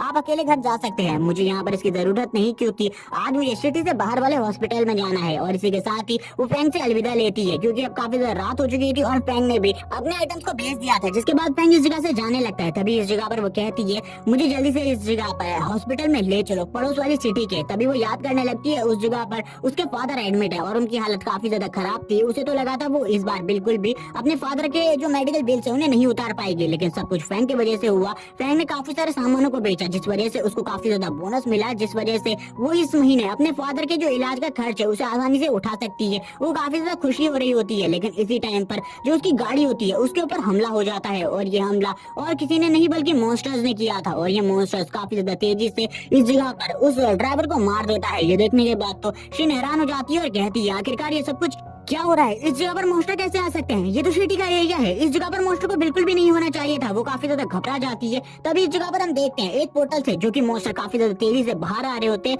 क्योंकि ये पोर्टल अभी अभी ओपन हुआ था, जिस वजह से ह्यूमंस को ज्यादातर चीजें इसके बारे में नहीं पता थी। लेकिन जो मॉन्स्टर थे वो लगातार हमला कर रहे होते हैं। तभी जो शिन होती है वो अपने कार के दरवाजे को ओपन करती है क्योंकि उसकी कार के ऊपर भी एक मॉन्स्टर था और वो तुरंत ही कार से नीचे की तरफ कूद जाती है। शिन कहती है ये सब कुछ क्या हो रहा है, उसे कुछ भी समझ में नहीं आ रहा था। इसी के साथ ही अब उसके सामने एक मॉन्स्टर आ जाता है जो कि उसी की तरफ बढ़ रहा होता है। शिन भी ये देखकर डर रही होती है क्योंकि वो मॉन्स्टर काफी ज्यादा भयानक लग रहा था। शिन उस मॉन्स्टर की तरफ देखते हुए कहती है क्या मैं मरने वाली हूँ, लेकिन इसी के बाद इस जगह पर एक आवाज सुनाई देती है जिस आवाज में कोई बंदा कह रहा होता है कि क्या ये जो ह्यूमंस है वो इतने ज्यादा कमजोर होते हैं, हम लोग इन्हें काफी ज्यादा आसानी से मार सकते हैं। ये बंदा काफी ज्यादा स्ट्रॉन्ग होता है और एक पोर्टल से बाहर निकला होता है। हमें सिटी का सीन दिखाया जाता है, सिटी में सब कुछ शांति से चल रहा होता है। लेकिन इसी के साथ ही जब वो बंदा इस जगह पर आता है वो मॉन्स्टर के साथ ही ह्यूमंस को मारने लगता है और इस जगह पर काफी ज्यादा बड़े बड़े धमाके हो रहे होते हैं। तभी हम देखते हैं जो मॉन्स्टर सिन के ऊपर हमला कर रहा होता है, सिन भी उस मॉन्स्टर के ऊपर हमला कर देती है अपनी पावर से। वो इस जगह पर एक मैजिक यूजर है लेकिन उसका मैजिक काफी ज्यादा कमजोर है। तभी यहाँ पर जो मॉन्स्टर होता है वो भी सिन के ऊपर हमला कर देता है। हम देखते हैं सिन के हमले की वजह से उस मॉन्स्टर को कुछ नहीं होता, लेकिन उसके हमले की वजह से जो सिन होती है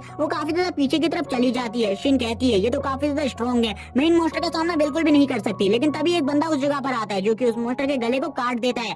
गले को काटने के बाद वो शिन की तरफ देखता है। शिन पूरे तरीके से ठीक होती है। शिन कहने कहने लगती है आखिरकार अब तुम कौन हो इस जगह पर और तुम इस जगह पर क्या करने के लिए आए हो। तभी वो शिन से पूछता है क्या तुम ठीक हो, तो शिन बताती है वो ठीक है इस जगह पर। तभी शिन की ऐसी बात सुनने के बाद वो वॉरियर इस जगह पर बोलता है चलो ठीक है अब इस जगह से निकलो, अगर तुम अभी नहीं निकली तो बहुत ज्यादा देर हो जाएगी। तभी वो वॉरियर भी अपनी तलवार लेकर इस जगह पर खड़ा हो जाता है कि अपनी शिन इस जगह से निकल जाती है। जबकि वो बंदा जो कि पोर्टल से बाहर आया था वो इस जगह पर कहने लगता है एक इवोल्यूशनरी ह्यूमन इस जगह पर आ चुका है मेरे साथ फाइट करने के लिए, लेकिन क्या तुम्हारी पावर इतनी ज्यादा है कि तुम मेरे साथ फाइट कर सकते हो। जबकि उसकी पावर को देखने के बाद इस जगह पर वो हंटर भी हैरान होता है और कहने लगता है ये बंदा तो सही में काफी ज्यादा स्ट्रॉन्ग है, लेकिन फिर भी मुझे अपनी सिटी की प्रोटेक्शन करने के लिए इसके साथ फाइट करनी होगी, कुछ भी करके इसे इस जगह पर रोकना होगा या फिर मारना होगा। तभी एक हाथ उसकी तरफ आगे बढ़ने लगता है, लेकिन वो बंदा काफी ज्यादा पावरफुल होता है, इस वजह से वो उसे डॉच कर लेता है और कहता है ये आखिरकार किस तरीके की टेक्निक को यूज कर रहा है। तभी वो बंदा भी उस बंदे से पूछता है तुम एक ह्यूमन हो क्या, तुम इस जगह पर एक इवॉल्व ह्यूमन हो। लेकिन उसकी ऐसी बात सुनने के बाद वो बंदा इस जगह पर बोलने लगता है तुम जैसा एक इवॉल्व ह्यूमन मैं बिल्कुल भी नहीं हूँ, तुम जैसा कचरा आखिरकार मैं क्यों ही बनना चाहूंगा,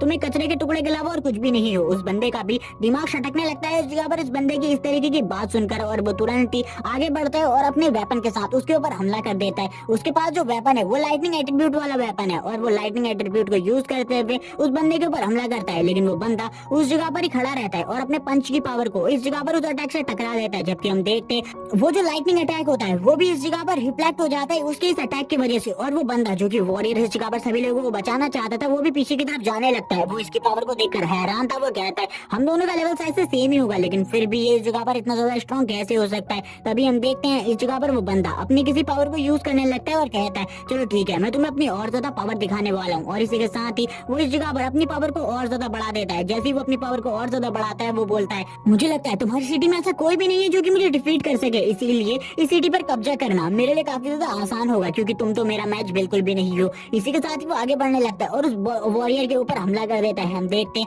ये वाला हमला जो होता है वो उस वॉरियर की चेस्ट के ऊपर लगता है, जिस वजह से उस वॉरियर का ब्लड निकलने लगता है और ब्लड के साथ ही वो वॉरियर काफी ज्यादा दूर तक पीछे की तरफ जाकर गिरता है। वो कहने लगता है इतनी आसानी से मैं बिल्कुल भी नहीं हार सकता। जबकि वो बंदा इस जगह पर हंस रहा होता है और कहने लगता है अब इस सिटी पर कंट्रोल करना मेरे लिए काफी ज्यादा आसान हो जाएगा, मैं इस जगह पर इस पूरी की पूरी सिटी के ऊपर रूल कर पाऊंगा। लेकिन जब वो इस तरीके की बात ही कर रहा होता है तभी जो उसका लॉकेट होता है वो चमकने लगता है और उसके अंदर से आवाज आती है इस जगह पर भूलो मत, जो ये पावर है ये तुम्हें मैंने दी है, अगर तुमने इस जगह पर मुझे धोखा देने की कोशिश करी कभी भी मैं तुमसे इस पावर को छीन सकता हूँ और तुम्हें पूरे तरीके से खत्म कर सकता हूँ। जबकि वो बंदा इस जगह पर कहता है लॉर्ड मुझे इन सब चीजों के बारे में याद है, ये पावर आपने मुझे दी है और मैं आपके लिए हमेशा लॉयल रहूंगा। इसी के साथ ही हम देखते हैं उसके लॉकेट से और भी आवाजें आने लगती है और इसी के साथ ही एक पोर्टल ओपन होता है जिसके अंदर से वो जो लॉकेट वाला शख्स होता है वो बाहर आता है और कहने लगता है हमेशा इस जगह पर अगर तुम मेरे लॉयल रहोगे तो यही तुम्हारे लिए अच्छा होगा, जिस दिन भी तुमने मेरे खिलाफ जाने की कोशिश करी मैं उसी टाइम पर तुम्हें मार डालूंगा। वो बंदा भी इस जगह पर घबरा रहा होता है और कहता है मास्टर मैं कभी भी आपके ऑर्डर को इस जगह पर मना नहीं करूंगा और कभी भी आपके खिलाफ जाने की कोशिश नहीं करूंगा। उसका मास्टर हंसने लगता है और कहता है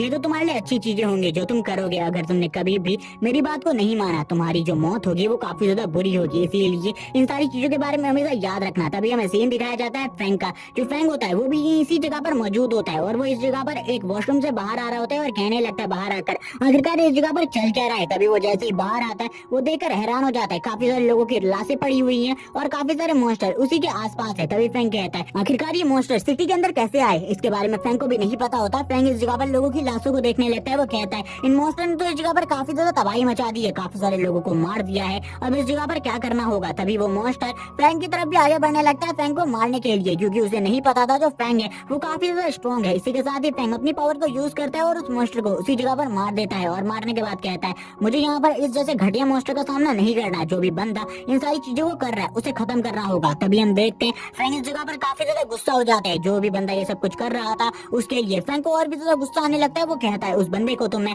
काफी ज्यादा बुरी मौत देने वाला हूँ। फैंग ने इस जगह पर अपनी एक स्किल को यूज किया था, इस स्किल के बारे में हमें ज्यादा चीजें नहीं बताई जाती, लेकिन ये स्किल इस जगह पर फैंग ने उसी एक्सचेंज हॉल से ली है। फैंग बताता है इन स्किल्स को लेने के लिए फैंग ने काफी ज्यादा पैसों को खर्च किया है। इसी के बाद ही अब फैंग वापस अपनी कॉस्ट्यूम को पहन लेता है और इसी के साथ ही बाहर की तरफ जाने लगता है और बाहर की तरफ आते हुए कहता है अब इस जगह पर जो भी इन मॉन्स्टर्स को रूल कर रहा है मैं उसे खत्म करने वाला हूँ। लेकिन जैसे ही फैंग बाहर आता है बाहर के नजारे को देखकर हैरान हो जाता है, क्योंकि इस जगह पर जो डीमन आर्मी का जनरल होता है वही बंदा है जो कि उस मॉन्स्टर को अपना लॉर्ड मानता है। वो इस जगह पर लोगों को मार रहा होता है काफी ज्यादा बुरे तरीके से। वो जैसे ही इस जगह पर फैंग को देखता है वो कहता है शायद से तुम इस जगह पर स्ट्रॉन्ग हो और मेरा सामना कर सकते हो, चलो ठीक है अब फाइट करते हैं इस जगह पर। और वो फैंग की तरफ भी आगे बढ़ने लगता है फैंग को मारने के लिए। तभी इस जगह पर जो फैंग होता है वो कहता है क्या तुम्हें सही में लगता है इस जगह पर तुम मेरे अगेंस्ट में फाइट कर सकते हो। वो फैंग को चारों तरफ से पकड़ लेता है और कहता है अब तो तुम इस जगह पर मरने वाले हो, तुम इन सब चीजों के बारे में बात कैसे कर सकते हो। लेकिन वो फैंग की स्ट्रेंथ और पावर को देखकर हैरान हो जाता है, क्योंकि फैंग इस जगह पर अपनी डार्क पावर को यूज कर रहा होता है और उसकी डार्क पावर काफी ज्यादा स्ट्रॉन्ग होती है। उस बंदे का जो हाथ बंद हो चुका था वो भी इस जगह पर ओपन होने लगता है। वो बंदा कहता है ऐसा कैसे हो सकता है, इस जगह पर इस बंदे के पास इतनी ज्यादा डार्क पावर कैसे हो सकती है, ये तो इस जगह पर मुझे बराबरी की टक्कर दे रहा है, ऐसा नहीं हो सकता। तभी हम देखते हैं जो उसका लॉर्ड होता है वो भी इन सारी चीजों को देख रहा होता है और कहने लगता है इस चीज को देखने के बाद तो मुझे भी इस जगह पर फीलिंग आ रही है डेथ की, और अब ये बंदा बिल्कुल भी नहीं बच पाएगा। तभी वो इस जगह पर सामने की तरफ देखता है, जो फैंग होता है उसके पीछे एक डार्क एंटिटी उसकी तरफ घूर रही होती है, जो कि काफी ज्यादा स्ट्रॉन्ग डार्क एंटिटी है। और सामने वाले बंदे का जो डीमन लॉर्ड होता है वो भी इस एंटिटी को देखकर घबरा रहा होता है और कहने लगता है अब मुझे इस जगह पर समझ में आ रहा है इस बंदे के पास इतनी डार्क पावर कैसे है, लेकिन इसके बारे में हमें कुछ भी नहीं बताया जाता। फैंग इस जगह पर अपनी किसी स्किल को यूज कर रहा होता है। तभी वो कहता है चलो ठीक है, अब टाइम आ चुका है इस फाइट को एंड करने का। इसी के साथ ही फैंग अपनी पावर को यूज करता है और अपनी आंखों को ओपन करता है, और हम देखते हैं उसकी बॉडी से जो प्रेशर होता है वो काफी ज्यादा अमाउंट में रिलीज हो रहा होता है, जिस वजह से उस बंदे का हाथ पूरे तरीके से टूट जाता है और टुकड़ों में चेंज हो जाता है। अब हम देखते हैं उस बंदे की मसल्स को, जो कि पूरे तरीके से चेंज हो चुकी थी। वो बंदा कहने लगता है आखिरकार तुम ऐसा कैसे कर सकते हो, इस जगह पर तुमने मेरी पावर को मुझसे अलग कर दिया, ऐसा बिल्कुल भी नहीं हो सकता, तुम इतने ज्यादा स्ट्रॉन्ग नहीं हो सकते। जबकि हम देखते हैं अब जो फैंग होता है वो उसके ऊपर लगातार हमले कर रहा होता है, जबकि अब वो जो डीमन लॉर्ड होता है वो इस जगह पर अपनी आर्मी को वापस आने को कह रहा होता है काफी सारे पोर्टल से। अब जो उसकी आर्मी बाहर आ रही होती है वो पूरे तरीके से अंदर की तरफ भागने लगती है, और वो पोर्टल भी इस जगह पर सील होने लगते हैं, क्योंकि उस डीमन लॉर्ड को बहुत ज्यादा डर लग रहा था फैंग को देखकर। वो कहने लगता है अब जो बाहर का रेलम है उससे पूरे तरीके से हमारे कनेक्शन को कट कर दो। जबकि वो बंदा अपने ऑरा को रिलीज करते हुए कहता है मैं तुम्हें बिल्कुल भी नहीं छोड़ूंगा, तुमने मुझसे मेरी पावर को छीन लिया। फैंग कहता है बिना पावर के अब तुम इस जगह पर मेरा क्या बिगाड़ने वाले हो। इसी के साथ ही अब हमें एक वॉइस बताती है कि जितने भी ह्यूमंस इस वर्ल्ड में अवेक होते उन सभी को अपनी पावर को इंक्रीज करने के लिए या फिर अपनी पावर को और ज्यादा बढ़ाने के लिए डार्क पावर की जरूरत होती है। जबकि जो भी बंदा डार्क पावर को एब्जॉर्ब करता है वो एक लिमिटेड अमाउंट में ही डार्क पावर को यूज कर सकता है। ज्यादा अमाउंट में अगर तुम डार्क पावर को यूज करोगे तो तुम्हारी बॉडी उसे बिल्कुल भी नहीं संभाल पाएगी, जिस वजह से तुम्हारी बॉडी के साथ काफी सारे रिएक्शन हो सकते हैं। इसी के साथ ही हमें सीन दिखाया जाता है उसी बंदे का जिसके ऊपर जो फैंग होता है वो अटैक कर देता है और इसी जगह पर इस बंदे को मार देता है। लेकिन इसे मारने के बाद भी वो बंदा इस जगह पर कहने लगता है तुम भी इस जगह पर जरूर मरोगे और तुम्हारी मौत इससे भी ज्यादा बुरी होगी। जबकि फैंग इस जगह पर अपने पसीने को साफ करते हुए कहता है अगर तुम इसी तरीके की बकवास करना चाहते हो तो कर सकते हो, क्योंकि मैं इस जगह पर बिल्कुल भी नहीं डरने वाला, तुम जैसे किसी बंदे से तो बिल्कुल भी नहीं। और वो इन्हीं सब बातों को कहने के बाद एक लंबी सांस लेता है और कहता है मुझे यहाँ पर अभी और भी ज्यादा स्ट्रॉन्ग बनना होगा, क्योंकि मैं इस बंदे का सामना नहीं कर पाता अगर मेरे पास वो फॉरबिडन स्पेल की पावर नहीं होती, तो इसीलिए मुझे कुछ ना कुछ और करना होगा। जबकि अब हमें सिटी का सीन दिखाया जाता है, जिस जगह पर जितने भी मॉन्स्टर होते हैं उनको देखते हुए जो शैडो आर्मी होती है वो भी इस जगह पर आ चुकी होती है, और बाकी आर्मीज और हंटर्स भी बाहर आ चुके थे इन मॉन्स्टर्स को मारने के लिए। इस जगह पर जो वो शैडो लीडर होती है वो कहने लगती है मुझे यहाँ पर बिल्कुल भी समझ में नहीं आ रहा, थोड़े टाइम पहले इस जगह पर काफी सारे मॉन्स्टर्स थे लेकिन अब वो मॉन्स्टर कहाँ चले गए। उसकी दूसरी साथी भी कहती है हमें दूसरी जगह पर जाकर चेक करना चाहिए जिस जगह से वो डार्क पावर सेंस हुई थी। तभी वो लेडी कहती है चलो ठीक है, अब हमें उस जगह पर जाना होगा जिस जगह पर वो डार्क पावर सेंस हुई थी। जबकि अब हमें उस जगह पर एक और बंदे को दिखाया जाता है जो कि उसी बंदे को जिसको फैंग ने मार दिया था उस बंदे को देख रहा होता है। इसका नाम डू है। डू कहने लगता है इस बंदे के पास जितने भी ट्रेजर्स थे उन सभी को ले जाया गया है, यानी कि किसी बंदे ने उन सारे के सारे ट्रेजर्स को ले लिया है, जिसने भी इसे मारा है उसी ने इन सारे ट्रेजर्स को लिया होगा, यानी कि वो काफी ज्यादा स्ट्रॉन्ग हो सकता है। मेरे लिए भी उसका सामना करना बहुत ज्यादा मुश्किल होगा। लेकिन इसी टाइम पर जो शैडो कमांडर होती है वो इस जगह पर आ जाती है और कहने लगती है आखिरकार तुम कौन हो और इस जगह पर क्या कर रहे हो। तभी इस जगह पर डू अपने बैज को दिखाते हुए कहता है मैं इस जगह पर क्लाउड सिटी से आया हुआ हूँ इस जगह पर इन्वेस्टिगेशन करने के लिए, और वो अपने बैज को आगे करता है। हम देखते हैं उसके पास इस जगह पर क्लाउड सिटी का बैज होता है। जैसे ही वो लेडी उस क्लाउड सिटी के बैज को देखती है वो भी हैरान हो जाती है और कहने लगती है आखिरकार तुम क्लाउड सिटी वालों का इस जगह पर क्या काम है जिस वजह से तुम इस जगह पर आए हो। तभी डू इस जगह पर बोलता है ठीक है मैं आपको एक्सप्लेन करता हूँ, इस जगह पर जो भी ये तबाही हुई है ये हमारे एक मेंबर की वजह से हुई है जो कि हमारे वहाँ से भाग गया था और उसने इविल फोर्स का साथ दिया था। ये सुनने के बाद तो वो हैरान हो जाती है और कहती है क्या इसको तुमने मारा है। तभी डू कहने लगता है क्या तुम्हें लगता है इसे मैं मार सकता था, इसकी पावर काफी ज्यादा थी, अगर ये मेरे साथ फाइट करता तो मैं भी इसे इतनी आसानी से नहीं हरा पाता, लेकिन जिस भी बंदे ने इसे डिफीट किया है काफी ज्यादा आसानी से इसे डिफीट कर दिया। मैं इसके बारे में तो नहीं जानता इसे किसने मारा, लेकिन वो बंदा काफी ज्यादा स्ट्रॉन्ग होगा। अब इस जगह पर जो शैडो कमांडर होती है वो कहने लगती है शायद से ये वो डार्क एंटिटी हो सकती है जो कि काफी टाइम से हमें इस जगह पर दिखाई दे रही है। तभी वो बंदा कहता है लेकिन मुझे यहाँ पर एक स्पेशल काम के लिए भेजा गया था लेकिन वो काम को मैं कंप्लीट नहीं कर पाया। शैडो कमांडर कहती है ठीक है इस जगह पर तुम इस सिटी में रहकर काम कर सकते हो लेकिन कोई भी मसला क्रिएट मत करना वरना तुम्हारे लिए काफी ज्यादा बुरा होगा। वो शैडो कमांडर की बात सुनने के बाद डू भी कहता है ठीक है, मैं इस जगह पर सारे के सारे कामों को अच्छे तरीके से करूंगा, अगर तुम्हारी कोई मदद की जरूरत हुई मैं तुम्हें जरूर कॉल करूंगा। जबकि इस जगह पर शैडो कमांडर भी डू की तरह एक ही चीज को सोचने लगती है, वो कौन है जिसने ये सब कुछ किया, जिसने हमारी सिटी को प्रोटेक्ट किया? क्या वो इस जगह पर हमारी सिटी को प्रोटेक्ट करना चाहता है या फिर सिटी को तबाह करना चाहता है? इसके बारे में उन लोगों को कुछ भी नहीं पता। तभी शैडो कमांडर कहती है वो तो इस जगह से चला गया, जितने भी लोग इस जगह पर घायल है उन सभी को जल्दी से जल्दी हॉस्पिटल में एडमिट करो। डू भी यहाँ पर अपनी किसी चीज को ढूंढ रहा होता है। तभी हमें सीन दिखाया जाता है फैंक के घर का, जिस जगह पर जो फैंक था वो काफी ज्यादा खुश होता है और कहने लगता है आज तो मेरे को काफी ज्यादा अच्छे अच्छे ट्रेजर्स मिले, मैंने जिनके बारे में बिल्कुल भी नहीं सोचा था। तभी वो इस जगह पर कहता है आज उसे इस जगह पर 2 आर्मर के सेट मिले हैं, जिनमें से दोनों ही आर्मर सेट काफी ज्यादा स्ट्रॉन्ग है और वो बताता है कि ये दोनों ही आर्मर सेट एक हाई लेवल के इवोल्यूशनरी के लिए हैं। लेकिन अच्छी बात ये है कि जो इस बंदे से मैंने फाइट करी वो इन आर्मर सेट को यूज नहीं कर सकता था, क्योंकि उसका लेवल कम था, क्योंकि एक 120 लेवल का मास्टर ही इन दोनों सेट्स को यूज कर सकता है, जबकि उसका लेवल इतना ज्यादा नहीं था। तभी इस जगह पर मैं आसानी से उसे डिफीट कर पाया। अगर उसका लेवल 120 से अब होता या फिर 120 होता, मैं उसे कभी भी नहीं हरा पाता। तभी वो एक चीज को देखने लगता है जो कि लॉकेट उसे मिला था। उस लॉकेट को देखकर कहता है ये लॉकेट भी काफी ज्यादा अजीब है, लेकिन इसके बारे में सारी की सारी चीजें अननोन है, इसके बारे में मेरा सिस्टम भी मुझे कुछ नहीं बता पा रहा। आखिरकार ये चीज क्या है? क्या इसके अंदर कोई ऐसा मॉन्स्टर छुपा हुआ है जो कि बाहर नहीं आना चाहता, या फिर इसके अंदर ही से छुपकर वो मेरे ऊपर नजर रख रहा है और ह्यूमन वर्ल्ड को तबाह करना चाहता है? तभी जो फैंग होता है वो भी बार बार अपनी उंगली से उस चीज को टच करने लगता है और कहता है क्या इस जगह पर वो चीज सच हो सकती है? जबकि जो वो मॉन्स्टर डीमन लॉर्ड होता है वो भी इसको देख रहा होता है और कहने लगता है इस जगह पर आखिरकार ये लड़का क्या कर रहा है? तभी उसे भी यहाँ पर फैंग की आवाज सुनाई देती है। फैंग इस जगह पर कह रहा होता है कि क्या इसके अंदर कोई मॉन्स्टर छुपा हुआ है या फिर मॉन्स्टर की एक बहुत बड़ी सेना? जैसे ही यहाँ पर वो डीमन लॉर्ड इस बात को सुनता है वो यहाँ पर काफी ज्यादा घबरा जाता है और कहता है जल्दी से जल्दी ह्यूमन वर्ल्ड से हमारे सारे के सारे कनेक्शंस को काट दो, इस लड़के को कुछ भी पता नहीं चलना चाहिए हमारी प्रेजेंस के बारे में। जैसे ही वो लोग अपनी डीमन लॉर्ड की ऐसी बातों को सुनते हैं वो इस जगह पर सारे के सारे कामों को करने लगते हैं जिससे ह्यूमन वर्ल्ड से उनके सारे के सारे कनेक्शन कट जाएं। जबकि वो डीमन लॉर्ड भी सोच रहा होता है क्या ये वही है जिसके बारे में मैं सोच रहा हूँ, या फिर ये बंदा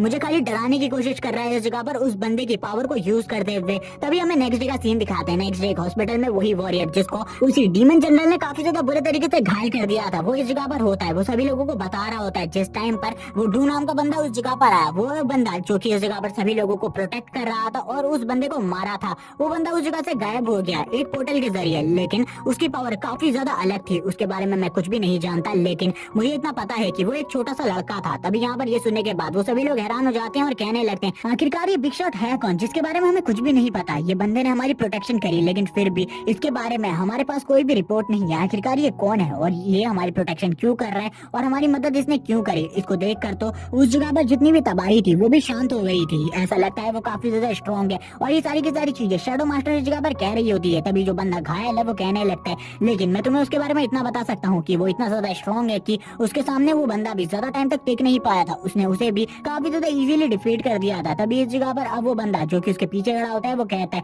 अगर ये बंदे का सपोर्ट हमें मिल जाए तो हम अपनी सिटी को और भी ज्यादा स्ट्रॉन्ग बना सकते हैं और आगे आने वाले खतरों को भी इजीली टेक डाउन कर सकते हैं। उसकी बात सुनने के बाद जो लेडी होती है वो भी कहती है मुझे तो उसके बारे में पता है लेकिन आखिरकार हम उसे ढूंढेंगे कैसे? तभी वो बंदा कहता है मेरे पास इसके लिए एक आइडिया है, इस जगह पर अगर हम उस आइडिया को यूज करें तो शायद से हम उसे पकड़ पाए। हमें यहाँ पर उसकी पावर को एक बार सेंस करना होगा जिसके बाद हम उसे ढूंढ पाएंगे काफी ज्यादा आसानी से, लेकिन इसमें काफी सारी प्रॉब्लम भी हो सकती है, हमें उस बंदे से फाइट भी करनी पड़ सकती है। तभी इस जगह पर जो बंदा लेटा होता है वो कहने लगता है मैं चाहूंगा कि तुम उससे फाइट ना करो क्योंकि तुम फाइट करने के बाद भी उससे नहीं जीत सकते। ये बात सुनने के बाद वो चश्मे वाला बंदा कहने लगता है मुझे इसके बारे में पता है इस जगह पर कि हम उसे डिफीट नहीं कर सकते, वो काफी ज्यादा स्ट्रॉन्ग है। इसी के साथ ही बाद में फैंग का सीन दिखाया जाता है। जो फैंग होता है वो इस जगह से निकल चुका होता है, वो एक टीम के साथ जा रहा होता है एक डंजन के अंदर जिस जगह पर वो सामान उठाने वाला काम करने वाला है और ये उसी जगह पर जा रहा है जिस टेंपल के अंदर जाकर इसे उस चीज को लेकर आना है, यानी एक ट्रेजर को लेकर आना है और हिडन बॉस को डिफीट करना है। इसी के साथ ही हम फैंग को देखते हैं। जो फैंग होता है वो उस टेंपल के काफी ज्यादा करीब पहुंच चुका होता है और करीब पहुंचने के बाद कहता है ये टेंपल तो मेरे काफी ज्यादा करीब है, अब मुझे जल्दी से जाकर अपने मिशन को कंप्लीट करना होगा जिसके बाद मुझे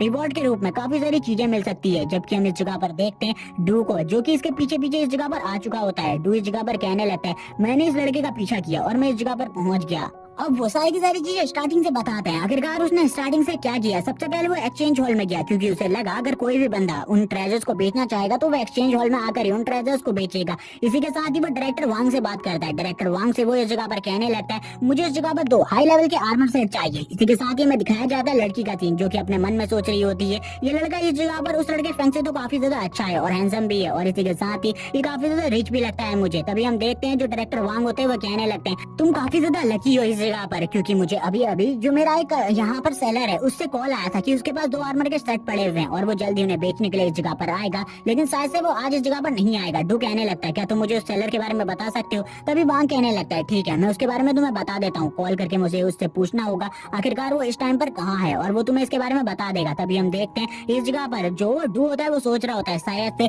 ये दोनों जो आर्मर के सेट की बात हो रही है ये मेरे ही मास्टर के आर्मर सेट हो सकते हैं, लेकिन शायद से ये दूसरे कोई आर्मर सेट भी हो सकते हैं। वो इन्हीं सब चीजों के बारे में सोच ही रहा होता है। तभी वो यहाँ पर कहता है मुझे जल्दी से जल्दी उस बंदे के बारे में सारी की सारी इन्फॉर्मेशन चाहिए, मुझे वो बंदा इस टाइम पर कहाँ है उसके बारे में जल्दी बताओ। ये सुनने के बाद तो मैनेजर वांग भी हैरान हो जाते हैं और कहने लगते हैं ठीक है सर, मैं जल्दी आपको बताता हूँ इन सब चीजों के बारे में। अब वो इस जगह पर कॉल कर उसके बारे में पता करते हैं और कहने लगते हैं इस जगह पर क्या हो रहा है, क्या ये आर्मर, क्या इन आर्मर के साथ कुछ गड़बड़ है। तभी हम देखते हैं वो सारी की सारी इन्फॉर्मेशन अब इस जगह पर डू को दे देते हैं और डू को ये सारी की सारी बात बताने के बाद कहते हैं मुझे यहाँ पर इन सभी चीजों के लिए कुछ तो कमीशन मिलेगा ही। तभी यहाँ पर डू कहता है ठीक है, मैं इन सारी चीजों के लिए तुम्हें कुछ पैसे दे दूंगा। और इसलिए साथ ही हमें सीन दिखाया जाता है मैनेजर का। जो मैनेजर होते हैं वो काफी ज्यादा परेशान होते हैं। ये देखने के बाद तो वो लड़की हैरान हो जाती है और कहती है क्या आप इस जगह पर फ्रैंक के लिए परेशान है? तभी वो इस जगह पर कहते हैं नहीं, मुझे तो उस लड़के के बारे में कुछ चीजें पता चली है कि वो लड़का इस जगह पर किसी भी स्ट्रॉन्ग बैकग्राउंड से बिलोंग नहीं करता, बल्कि वो तो काफी ज्यादा वीक है। वो एक अनाथालय में रहा है और मैंने सुना है कि वो इस जगह पर यू फैमिली की जो डॉटर है उसके साथ काफी ज्यादा अच्छे रिलेशन में है, लेकिन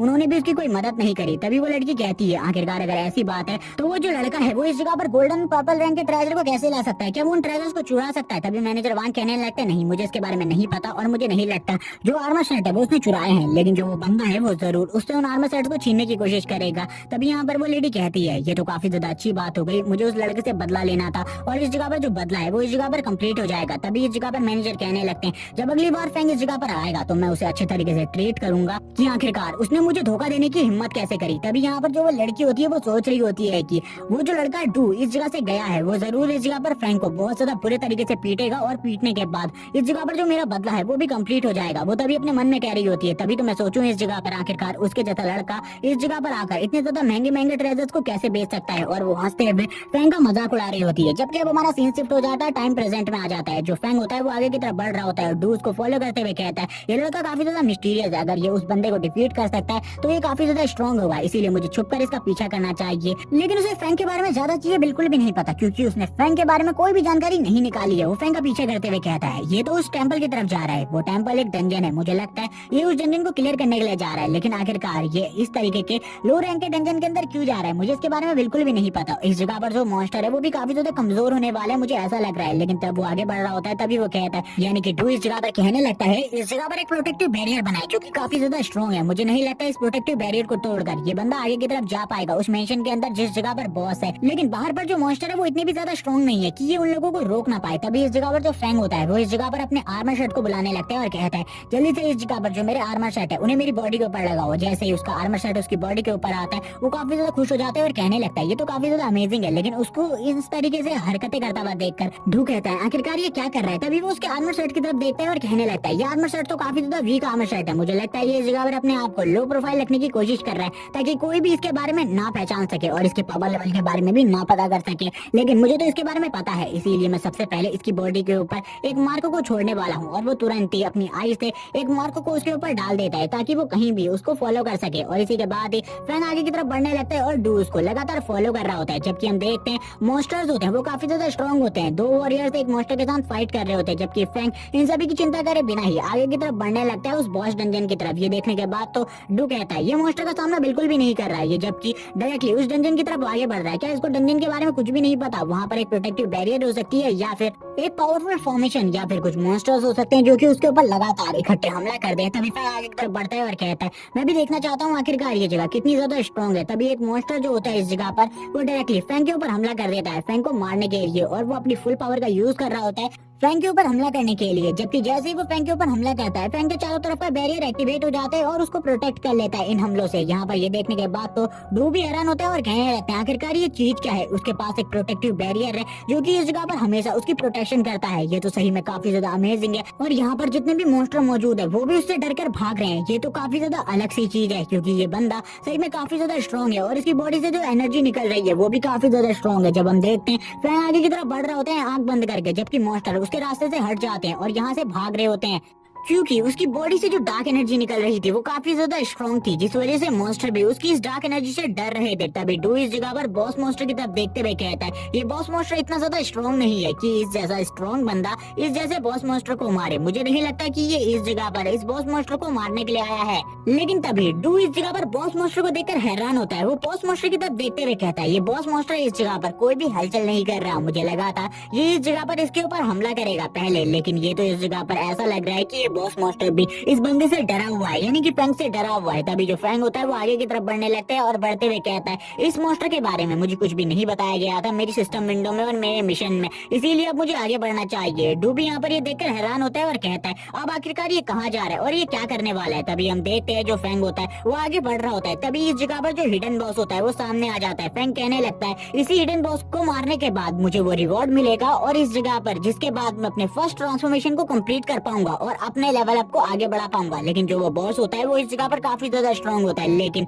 वो कुछ भी कर फैंग से फाइट नहीं करना चाहता था, क्योंकि उसने पहले ही फैंग की डार्क एनर्जी को महसूस कर लिया था कि उसकी बॉडी से जो डार्क एनर्जी निकल रही है वो काफी ज्यादा स्ट्रॉन्ग है और ये हिडन बॉस भी इतना ज्यादा स्ट्रॉन्ग नहीं होता। तभी जो वो बॉस होता है वो भागने लगता है, जिसको देखने के बाद फैंग कहता है आखिरकार ये इस तरीके से क्यों भाग रहा है। डू भी इस जगह पर हैरान होता है और कहता है इस बंदे को इस हिडन बॉस के बारे में कैसे पता, आखिरकार ये इस जगह पर कैसे आया और इसे कैसे पता चला हिडन बॉस के बारे में। हमें अब इस जगह पर फैंग का फर्स्ट ट्रांसफॉर्मेशन मिशन दिखाया जाता है, जिसके ऊपर उसे इस बॉस को डिफीट करना था और इस बॉस से मिलने वाले ट्रेजर को लेकर आना था उस हॉल के अंदर, जिसके बाद वो अपनी फर्स्ट ट्रांसफॉर्मेशन को कंप्लीट कर पाएगा। तभी फैंग कहता है चलो ठीक है, अब मैंने इस जगह पर जो नई एबिलिटी सीखी है उसका यूज करने का टाइम है। मैं इस नई एबिलिटी को कब से यूज करना चाहता था, ये बंदा इस जगह पर परफेक्ट है मेरी नई एबिलिटी को सहने के लिए। वो बंदा भी इस जगह पर डर रहा होता है जो वो बॉस मॉन्स्टर होता है और कहने लगता है आखिरकार अब मैं क्या करने वाला हूँ। तभी जो हेवनली थंडर होता है वो इस जगह पर गिरने लगता है इस टेंपल के ऊपर। ये देखने के बाद तो वो बॉस मॉन्स्टर भी हैरान होता है और कहता है आखिरकार ये क्या है। तभी जो फैंग होता है वो इस जगह पर थंडर को कंट्रोल करते हुए कहता है चलो ठीक है अपनी इस न्यू स्किल को यूज करते हैं, और इसी के साथ ही जो उसकी डार्क पावर होती है वो भी इस स्किल के साथ मर्ज हो जाती है और उसकी डार्क पावर के मर्ज होने के बाद तो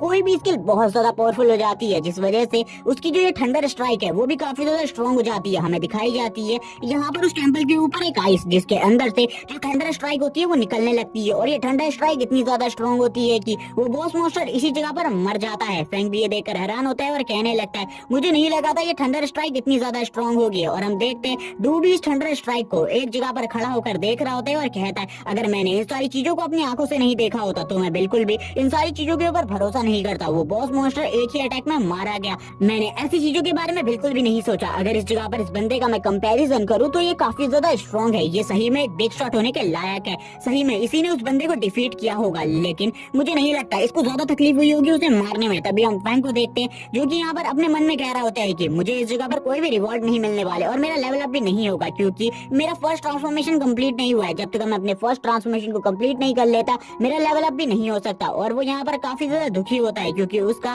फर्स्ट ट्रांसफॉर्मेशन होने में अभी काफी टाइम है और इसी के साथ ही उसे वो ट्रेजर भी मिल जाता है जिसे लेकर उसे उस हॉल में जाना है, जिसके बाद उसका मिशन कंप्लीट हो जाएगा। और वो इसी के साथ ही एक टेलीपोर्टेशन स्क्रोल निकालने लगता है और कहता है इस टेलीपोर्टेशन स्क्रोल की मदद से मैं इस जगह से आसानी से निकल सकता हूँ। वो इसी बारे में सोच रहा होता है, लेकिन तभी डू इस जगह पर आ जाता है। डू को देखने के बाद तो इस जगह पर उसके भी पसीने छूटने लगते हैं। वो कहता है आखिरकार ये इस जगह पर क्या कर रहा है, क्या इसे मेरे बारे में पता चल चुका है। डू भी इस जगह पर घबरा जाता है और कहता है वो जो बिग शॉट है वो इस जगह पर मेरे को देखकर एक अलग ही सा रिएक्शन दे रहा है, अब मुझे इस जगह पर क्या करना चाहिए। लेकिन इस जगह पर जो डू होता है वो उससे कहता है इस जगह पर मुझे माफ कर दो, मुझे तुम्हें इस तरीके से नहीं बुलाना चाहिए था। लेकिन जब डू इस जगह पर माफी मांग रहा होता है तभी इस जगह पर जो अलार्म होता है वो बजने लगता है। डू को ऐसा करता हुआ देखकर फैंग उसे अपने पास बुलाता है और कहता है जल्दी से मेरे पास आओ, जो ये अलार्म बज रहा है इससे हम दोनों को भी प्रॉब्लम हो सकती है। हम सबसे पहले बाहर निकलते हैं और उसके बाद इस जगह पर हम बात करेंगे सारी चीजों के बारे में। डू भी इसके लिए एग्री करता है और थोड़ी ही देर बाद वो टेलीपोर्ट होकर बाहर की तरफ आ जाते हैं, जिस जगह पर डू और फैंग आपस में बातें कर रहे होते हैं। जिस जगह पर जो फैंग होता है वो डू को अपने बारे में बातें बताता है और इस जगह पर डू भी, और डू इस जगह पर कहता है आपको इस जगह पर चिंता करने की जरूरत नहीं है,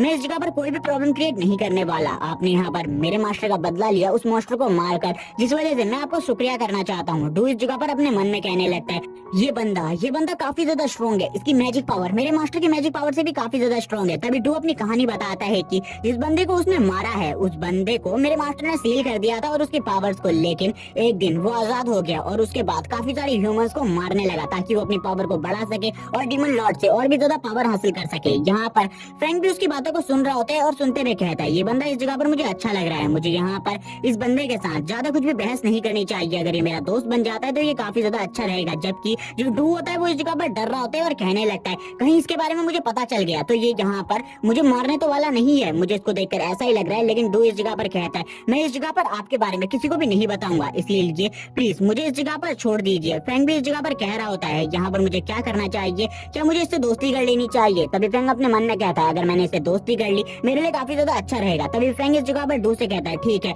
मैं तुम्हें इस जगह पर छोड़ दूंगा, मुझे बस एक चीज के बारे में बताओ, तुम यहाँ पर जो कुछ भी हुआ है आज इसके बारे में किसी को भी नहीं बताओगे। डू इस जगह पर कहता है शायद से ये बंदा इस जगह पर अपनी प्रोफाइल को लो ही रखना चाहता है, जिसके लिए डू भी एग्री करता है और कहने लगता है इस बंदे से मुझे भी काफी सारी चीजें सीखने को मिल सकती हैं, तो ठीक है मुझे भी अब इसी सिटी में रह जाना चाहिए। वैसे भी मैं काफी लंबे टाइम से अपने मास्टर के बदले के लिए इस जगह से उस जगह पर घूम रहा था। तभी फ्रैंक आगे की तरफ बढ़ने लगता है तो डू भी उसी के पीछे आने लगता है। तभी फ्रैंक को एक अर्जेंट कॉल आने लगता है। फ्रैंक कहता है एक मिनट रुको इस जगह पर, मैं एक अर्जेंट कॉल को उठा रहा हूँ। और इसी के साथ ही वो उसे उठाने लगता है और ये जो कॉल होता है वो उसकी टीचर का होता है। वो उससे पूछती है आखिरकार तुम कहाँ हो। तभी फ्रैंक अपने टीचर को बताता है वो सिटी से बाहर है और उसे आने में कुछ टाइम नहीं है। जब वो सिटी से बाहर आ जाएगा तब वो वहाँ पर आकर उससे बात करेगा। यहाँ पर हम देखते हैं फ्रैंक कहता है आखिरकार ऐसा क्या हुआ जो कि टीचर को मेरे बारे में पता करना पड़ा, क्या कुछ गड़बड़ है। हमें दिखाया जाता है शैडो जनरल को जो कि इस जगह पर बैठी होती है उसके टीचर के पास। यहाँ पर जो उसकी टीचर होती है वो कहने लगती है वो लड़का काफी ज्यादा अच्छा है, आखिरकार तुम लोगों को ऐसा क्यों लग रहा है कि वो लड़का एक इविल शख्स बन सकता है और हम लोगों के लिए खतरा बन सकता है आने वाले टाइम में। तभी जो शैडो जनरल होती है वो कहती है तुम्हारा जो ये स्टूडेंट है कुछ ही टाइम पहले इस जगह पर अवेक हुआ है और उसके बाद इसने फर्स्ट ट्रांसफॉर्मेशन को भी इतने जल्दी कंप्लीट कर लिया। मुझे यहाँ पर ये बिल्कुल भी सरल नहीं लग रहा और यहाँ पर काफी सारे और ऑफिसर है जिनको ये चीजें सरल नहीं लग रही, जिस वजह से यहाँ पर हमें ये सारी चीजें करनी पड़ रही है। इसके लिए एक जांच कम्युनिटी बैठाई गई है जिस वजह से ये जो प्रॉब्लम है ये अभी और भी बढ़ सकती है तुम्हारे से स्टूडेंट के लिए, इसीलिए मैं चाहूंगी कि ये इस जगह पर आए। अब इसी के साथ ही हमें कम्युनिटी का सीन दिखाया जाता है जहाँ पर इन सब चीजों के बारे में बातें हुई थी कि जो फ्रैंक है उसकी जांच की जाएगी अच्छे तरीके से और इसी के साथ ही जो म्यूटेंट्स हैं और उनको भी अपनी सिटी में घुसने से रोका जाएगा। कुछ भी कर जो मॉन्स्टर्स हैं वो जिस तरीके से हमारे ऊपर हमला कर रहे हैं उन सारी चीजों को रोकना होगा। लेकिन कुछ लोग इस जगह पर किंग लेवल के मॉन्स्टर होने पर बिल्कुल भी यकीन नहीं कर रहे थे। उन लोगों को बिल्कुल भी नहीं लग रहा था उनकी सिटी के अंदर कोई किंग लेवल का मॉन्स्टर हो सकता है। यहाँ पर जो शैडो मास्टर होती है वो कहती है मैंने उन लोगों को काफी समझाया लेकिन वहाँ पर काफी सारे बेवकूफ लोग हैं जो कि बिल्कुल भी नहीं समझ रहे। मैंने यहाँ पर उसकी एनर्जी को एनालिस्ट किया है इस जगह पर, वो एक किंग लेवल के मॉन्स्टर की एनर्जी है, कभी भी वो मॉन्स्टर हमारी सिटी को तबाह कर सकता है। लेकिन जितने भी मास्टर है वो इस जगह पर मेरी बात को बिल्कुल भी नहीं समझ रहे। अब इस जगह पर हमें बताया जाता है जो एक मॉन्स्टर होता है, एक म्यूटेंट होता है और एक इवॉल्व ह्यूमन होता है, उन दोनों को ही इस जगह पर जरूरत होती है डार्क एनर्जी की। बस अंतर ये होता है कि जो म्यूटेंट होता है वो काफी ज्यादा डार्क एनर्जी को अपनी बॉडी में एब्जॉर्ब कर अपने आप को स्ट्रॉन्ग बनाता है और उसको ह्यूमन से भी ज्यादा पावर मिल जाती है। मैंने इन सारी बातों को उन लोगों को समझाया लेकिन उस जगह पर एक बेवकूफ है और वो बंदा इस जगह पर हमें मेरी बातों को अपोज करता रहता है और उसके अपोज करने की वजह से काफी सारी बुरी चीजें हो सकती है जिसके बारे में मुझे भी नहीं पता। अब इसी के साथ ही उस टाइम का सीन दिखाया जाता है जहाँ पर वो बंदा कह रहा होता है कि अगर कोई भी किंग लेवल का मॉन्स्टर तुम्हें दिख जाता है तो उसे मुझे दिखाना है इस जगह पर, मैं भी देखना चाहता हूँ। अगर कोई किंग लेवल का मॉन्स्टर निकला तो इस जगह पर मैं अपने सर को काट कर अलग कर दूंगा। इस जगह पर यकीन रखो मेरी इस बात पर। और इसी के साथ ही हंस रहा होता है और कहने लगता है तुम लोग बस बेवकूफ हो, तुम्हें क्या लगता है तुम्हारे जैसी छोटी सिटी में इस जगह पर कोई किंग लेवल का मॉन्स्टर हो सकता है? ऐसा बिल्कुल भी नहीं है, तुम्हारे पास तो कोई मास्टर भी नहीं है। अगर किंग लेवल का मॉन्स्टर निकल जाता है तो इस जगह पर हम देखते हैं एक ओल्ड मैन को जो कि शांति से इन बातों को सोच रहे होते हैं और कहते हैं यहाँ पर जो शैडो जनरल है वो इन सब चीजों में बिल्कुल भी पार्टिसिपेट नहीं करेगी। शैडो जनरल कहने लगती है कि आप लोगों को मेरे ऊपर भरोसा नहीं है, मैं इस जांच में आपकी मदद कर सकती हूँ। लेकिन वो लोग इस जगह पर मना करते हैं इन सारी चीजों के लिए। तभी यहाँ पर शैडो जनरल भी एग्री हो जाती है और कहती है ठीक है अब इस जगह पर हमें कुछ भी और करने की जरूरत नहीं। लेकिन जो उसकी असिस्टेंट होती है वो कुछ कहने लगती है लेकिन शैडो जनरल उसे रोक देती है और कहती है अगर इन लोगों को हमारे ऊपर भरोसा नहीं तो हमें भी इस जगह पर बिल्कुल भी नहीं रुकना चाहिए। अगर इन लोगों के ऊपर कोई खतरा आएगा तो हम लोग बिल्कुल भी इनकी मदद नहीं करेंगे। टीचर इस जगह पर कहती है क्या तुम इस जगह पर सही में जो यहाँ पर फ्रैंक है उसके ऊपर जांच को कंप्लीट करने वाली हो? तभी वो कहती है हाँ मेरे पास अभी बस यही काम है, मुझे यही करना होगा और ये तो मेरी जिम्मेदारी है, तुम्हें भी मुझे इसमें मदद करनी होगी। वैसे भी थोड़े ही टाइम में वो अपने फर्स्ट ट्रांसफॉर्मेशन को कंप्लीट करने के लिए इस जगह पर आता ही होगा। इसी के साथ ही अब हमें उस दूसरी सिटी का सीन दिखाया जाता है जिस जगह पर एक प्रोटेक्टिव बैरियर से उस सिटी को क्लोज कर दिया गया था। कोई भी बंदा उस सिटी से बाहर नहीं जा सकता था क्योंकि यहाँ पर खबर मिली थी कि मॉन्स्टर्स इनके ऊपर हमला करने वाले। सिटी के सारे लोग इस जगह पर मौजूद होते हैं, हंटर्स भी इस जगह पर मौजूद होते हैं। वो लोग कह रहे होते हैं आखिरकार इस जगह पर क्या होने वाला है, ये गार्ड्स हमें अंदर से बाहर जाने से क्यों रोक रहे, हम लोग सिटी से बाहर जाना चाहते हैं। लेकिन वो गार्ड्स उन्हें रोकते हुए कहते हैं तुम लोग बाहर नहीं जा सकते, बाहर मॉन्स्टर का खतरा है, कभी भी मॉन्स्टर्स हम लोगों के ऊपर हमला कर सकते हैं। फ्रैंक कहने लगता है ये कितना ज्यादा बेकार है, मुझे अपने फर्स्ट ट्रांसफॉर्मेशन को कंप्लीट करना है, अगर मैंने अभी नहीं किया तो काफी ज्यादा देर हो जाएगी। मेरे पास खाली 3 ही दिन का टाइम था जिनमें से 2 दिन तो पहले ही बीत चुके हैं। इसी के साथ ही अब हमें एक डायमेंशनल क्रैक को दिखाया जाता है जिसके अंदर से एक मॉन्स्टर बाहर निकलने लगता है जो कि इन सभी का लीडर होता है और वो अपनी आर्मी को लेकर आगे बढ़ रहा होता है और कहता है तो ये है इस जगह पर ह्यूमंस का वर्ल्ड। आज इस पूरे के पूरे ह्यूमंस के वर्ल्ड के ऊपर मेरा कब्जा होने वाला है। मैं इस पूरे के पूरे ह्यूमन वर्ल्ड को तबाह करके रख दूंगा, कोई भी ह्यूमन जिंदा नहीं बच पाएगा। और हम देखते हैं उसके साथ आई होती है उसकी एक विशाल आर्मी जिसके अंदर काफी सारे मॉन्स्टर्स होते हैं और ये मॉन्स्टर वैसे ही थे जैसे मॉन्स्टर्स को पहले भी इस जगह पर फ्रैंक ने खत्म करके रखा है। जबकि ये बॉस मॉन्स्टर आगे बढ़ते हुए कहता है चलो मैं भी देखना चाहता हूँ जो ह्यूमन इवोल्यूशनरी है वो कितने ज्यादा स्ट्रॉन्ग है, क्या वो मॉन्स्टर के सामने टिक भी सकते हैं या फिर नहीं। इन लोगों ने इस जगह पर एक प्रोटेक्टिव बैरियर बनाया है हम लोगों को रोकने के लिए, लेकिन क्या इन लोगों को लगता है ये प्रोटेक्टिव बैरियर हमें रोक सकता है? जल्दी जाओ इनके प्रोटेक्टिव बैरियर को तोड़ दो। जैसे ही वो इस चीज को कहता है जो उनके प्रोटेक्टिव बैरियर होता है उसके ऊपर काफी सारे मॉन्स्टर हमला करने लगते हैं और काफी ज्यादा तेजी से उस प्रोटेक्टिव बैरियर को तोड़ते हुए आगे बढ़ने लगते हैं। ये देखने के बाद तो जो ह्यूमन होते हैं और इवोल्यूशनरी होते हैं वो भी हैरान हो जाते हैं और कहते हैं आखिरकार ये क्या हो रहा है, जो मॉन्स्टर है वो हम लोगों की तरफ आगे बढ़ रहे हैं, अब हमें क्या करना चाहिए। इस जगह पर जो ह्यूमंस होते हैं उनके ऊपर वो मॉन्स्टर लगातार हमले कर रहे होते हैं। ये देखने के बाद तो ह्यूमंस भी अब इस जगह पर डर रहे होते हैं और भागने लगते हैं और कहते हैं जल्दी से इस जगह से भागो वरना हम सभी लोग इस जगह पर मारे जाएंगे। जबकि जो हंटर्स होते हैं वो भी इन मॉन्स्टर्स की पावर को देखकर डर रहे होते हैं और कहने लगते हैं अब हमें क्या करना चाहिए, हम तो इस जगह पर छोटे मोटे मिशन को कंप्लीट करने के लिए आए थे लेकिन हम तो बहुत ज्यादा बुरी हालत में फंस चुके हैं, अब हम इस जगह पर क्या करेंगे। जबकि सभी लोग भाग रहे होते हैं, जबकि जितने भी हंटर्स होते हैं वो उन सभी ह्यूमन से कहते हैं तुम अंदर की तरफ भागो, तब तक का हम इस जगह पर इन्हें रोकते हैं। तभी हम देखते हैं इस जगह पर एक प्रोटेक्टिव बैरियर बना दिया गया होता है डू के थ्रू, जो कि वो यहाँ पर फैंग को प्रोटेक्ट कर रहा था। तभी यहाँ पर फैंग डू से कहने लगता है क्या तुम इन सारी सिचुएशन को हैंडल कर सकते हो। डू इस जगह पर सोच रहा होता है अगर यहाँ पर ये बंदा चाहे तो इन सभी को एक ही बार में खत्म कर सकता है, लेकिन फिर भी लगता है ये इस जगह पर मेरा टेस्ट ले रहा है ताकि ये मेरी पावर को देख सके। डू कहता है मैं इन सारी चीजों को हैंडल करता हूँ, तुम इस जगह पर रुके रहो। तभी वो एक और चीज को सोचता है इस जगह पर शायद से ये बंदा अपनी पावर को शो नहीं करना चाहता क्योंकि इसकी पावर की वजह से काफी ज्यादा डिस्ट्रक्शन हो सकता है। ये भी सही है इस जगह पर मुझे इसकी हेल्प करनी चाहिए, बाद में मैं भी इसकी हेल्प ले सकता हूँ काफी सारी और चीजों के लिए। अब ये करने के बाद तो वो भी आगे बढ़ने लगता है और मन में फ्रैंक के बारे में चीजें सोच रहा होता है आखिरकार ये बंदा कितना ज्यादा स्ट्रॉन्ग है क्योंकि इसने एक बॉस मॉन्स्टर को ऐसे ही मार दिया था। फ्रैंक भी इस जगह पर डू के बारे में सोचते हुए कहता है ये बंदा काफी ज्यादा स्ट्रॉन्ग है क्योंकि ये अपने फोर्थ ट्रांसफॉर्मेशन को कंप्लीट कर चुका है और यहाँ पर इस बंदे के जितना कोई भी स्ट्रॉन्ग नहीं है। मुझे लगता है हम दोनों की सिटी को कंबाइन भी कर दिया जाए, यानी कि ये और मेरी सिटी को कंबाइन भी कर दिया जाए तो भी इससे ज्यादा स्ट्रॉन्ग कोई भी नहीं निकलेगा। तभी एक बंदा जो कि इस जगह पर होता है वो बॉस मॉन्स्टर के ऊपर अपने एरो से हमला करता है, लेकिन वो बॉस मॉन्स्टर अपनी तलवार को आगे करते हुए उस बंदे के उस हमले को इस जगह पर रोक देता है। तभी एक और बंदा आगे बढ़ने लगता है उस बॉस मॉन्स्टर के ऊपर हमला करने के लिए, लेकिन जो वो बॉस मॉन्स्टर होता है वो अपनी तलवार से एक अटैक करता है जिस वजह से जो हंटर होता है वो पीछे की तरफ चला जाता है। भले ही उसने इस जगह पर अपनी शील्ड का यूज किया हो लेकिन फिर भी वो काफी ज्यादा घायल हो चुका था। जबकि जो एरो वाला बंदा होता है वो डर जाता है और डरते हुए कहता है आखिरकार हम इस जैसे मॉन्स्टर का सामना कैसे करेंगे, हम लोग इतने ज्यादा स्ट्रॉन्ग बिल्कुल भी नहीं है कि इस जैसे मॉन्स्टर का सामना कर सके, ये तो काफी ज्यादा स्ट्रॉन्ग है, ये हम सभी को इस जगह पर मार डालेगा, अब हमारी जान इस जगह पर कौन बचाएगा। जबकि अब जो मॉन्स्टर का बॉस होता है वो आगे बढ़ते हुए कहता है अब इस जगह पर कोई भी ह्यूमन ऐसा नहीं जो कि मेरा सामना कर सके, ये ह्यूमन मेरे सामने कीड़े मकोड़े के अलावा और कुछ भी नहीं, मैं अब इन सभी को मारने वाला हूँ। और इसी के साथ ही हंसते हुए यहाँ पर कहता है अब यहाँ पर ये सारे के सारे ह्यूमंस मरने वाले हैं। जबकि जितने भी ह्यूमंस होते हैं वो इस जगह पर कह रहे होते हैं एक दूसरे से भागो इस जगह से, अगर तुम जिंदा रहना चाहते हो तो अगर तुम इस जगह पर रुक गए तो इस जगह पर मारे जाओगे इस मॉन्स्टर के हाथों से। जबकि वो मॉन्स्टर अब मारने के लिए आगे बढ़ने लगता है एक बच्ची को, लेकिन जैसे ही वो अपने अटैक को कर रहा होता है इसमें वो काफी ज्यादा एनर्जी को यूज करता है, लेकिन वो भी ये देखकर हैरान हो जाता है क्योंकि उसकी एनर्जी को बीच स्ट्राइक में ही ब्लॉक कर दिया जाता है। और इस स्ट्राइक को और किसी ने नहीं बल्कि डू ने ब्लॉक किया होता है, वो भी खाली अपने सिंगल हैंड से। ये देखने के बाद तो बॉस मॉन्स्टर भी हैरान होता है और कहता है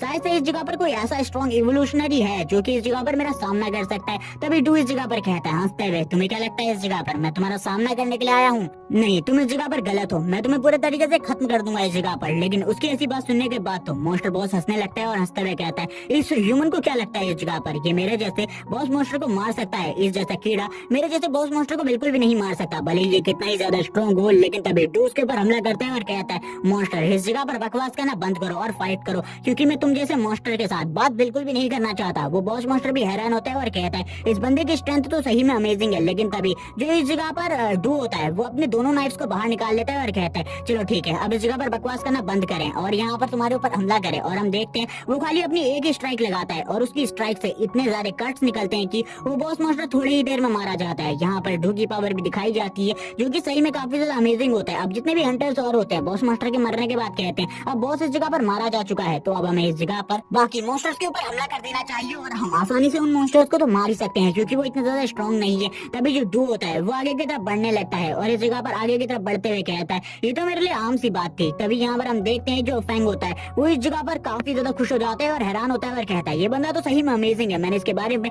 बिल्कुल भी नहीं सोचा था। अब जितने भी मॉन्स्टर होते हैं वो ऊपर की तरफ भागने लगते हैं, यानी कि जिस डायमेंशनल क्रैक से वो अंदर की तरफ आए थे वो उसी तरफ भाग रहे होते हैं, क्योंकि डू ने उनके बॉस को मार दिया था और जितने बुरे तरीके से उसने उसके बॉस को मारा था वो उन्हें भी काफी ज्यादा आसानी से मार सकता था। जितने भी बाकी हंटर्स होते हैं वो बाकी मॉन्स्टर्स के ऊपर हमला करने लगते हैं। तभी डू इस जगह पर फैंग के पास आते हुए कहता है बॉस क्या अब हमें इस जगह पर बाकी लोगों के ऊपर भी हमला करना चाहिए या फिर हमें इन लोगों की और ज्यादा मदद करनी चाहिए। फैंग कहता है नहीं, इस जगह पर अब हमें कुछ भी करने की जरूरत नहीं है, बाकी सभी चीजें यही लोग इस जगह पर संभाल लेंगे। सभी लोग इस जगह पर फैंग के बारे में बात करते हुए कहते हैं क्या ये कोई यंग मास्टर है बड़ी फैमिली का जो कि इस जगह पर एक पावरफुल गार्ड को लेकर आया है, लेकिन ऐसा कैसे हो सकता है? एक फोर्थ ट्रांसफॉर्मेशन वाला बंदा किसी का भी गार्ड नहीं बनना चाहेगा, शायद से वो बंदा भी काफी ज्यादा स्ट्रॉन्ग होगा जिस वजह से वो उसका सबऑर्डिनेट बन चुका है। तभी यहाँ पर दो चीजों को निकालता है और कहने लगता है ये 2 ट्रेजर मुझे बॉस की तरफ से मिले हैं, तो इस जगह पर आप इन ट्रेजर्स को रख सकते हैं। जबकि बाकी लोग इस जगह पर फ्रेंड से कह रहे होते हैं तुम हमें भी इस जगह पर अपना सर्वेंट बना लो, हम भी तुम्हारे सर्वेंट बनना चाहते हैं। जबकि हम देखते हैं पहले इस जगह पर एक बुक होती है जिसके ऊपर किसी स्पेल के बारे में लिखा गया था। फ्रैंक कहने लगता है ये यू के काम आएगी। जबकि एक शील्ड होती है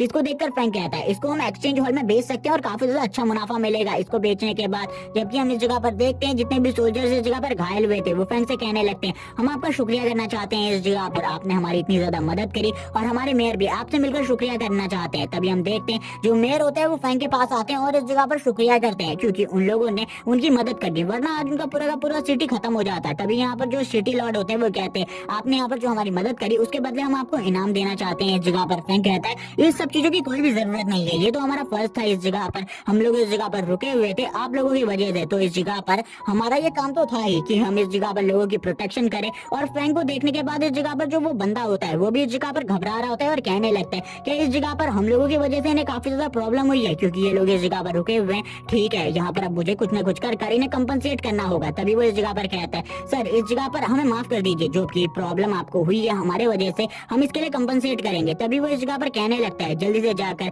2 फ्लाइंग स्क्रॉल लेकर आओ इस जगह पर जो कि मैंने आज ही खरीदे हैं, मैं यहाँ पर उन दोनों फ्लाइंग स्क्रॉल्स को इन दोनों को देना चाहता हूँ। ये सुनने के बाद तो फ्रैंक भी हैरान होता है और कहता है फ्लाइंग स्क्रॉल जो कि काफी ज्यादा महंगी आइटम है, अगर ये आइटम किसी भी बंदे के पास होती है वो काफी ज्यादा स्ट्रॉन्ग हो जाता है, तो क्या यहाँ पर ये बंदा मुझे फ्लाइंग स्क्रॉल देने वाला है? लगता है ये बंदा काफी ज्यादा रिच है। तभी इस जगह पर सिटी लॉर्ड कहते हैं आपसे मैं और भी काफी ज्यादा मदद मांगना चाहता हूँ, क्या आप इसी जगह पर रुक सकते हैं और भी टाइम तक मॉन्स्टर्स को मारने के लिए? लेकिन फ्रैंक इस चीज के लिए मना करता है और कहता है मेरे पास कुछ और जरूरी काम है और उन कामों को करने के लिए मुझे इस जगह से जाना होगा क्योंकि फ्रैंक को अपनी फर्स्ट ट्रांसफॉर्मेशन कंप्लीट करने के लिए जाना है। तभी यहाँ पर वो बंदा और भी ज्यादा घबराने लगता है और कहता है यहाँ पर शायद से मैं कुछ गलत बातें कर रहा हूँ, इसीलिए मुझे ऐसी बातें बिल्कुल भी नहीं करनी चाहिए इन जैसे लोगों के सामने। इसी के साथ ही वो एक चीज को लेकर आ जाता है, यानी कि उसका सर्वेंट 2 फ्लाइंग स्क्रॉल्स को लेकर आ जाता है और इसी के साथ ही एक कार्ड भी। और इसी के साथ ही जो बंदा होता है वो कहने लगता है ये इस जगह पर मर्चेंट ऑर्गेनाइजेशन का ब्लैक कार्ड है, आप इसको जहाँ पर भी यूज करेंगे इसके काफी सारे बेनिफिट्स आपको मिल सकते हैं। तभी फ्रैंक कहने लगता है शायद से इस कार्ड की वजह से एक्सचेंज हॉल में भी मुझे काफी सारे बेनिफिट्स मिल सकते हैं, इसीलिए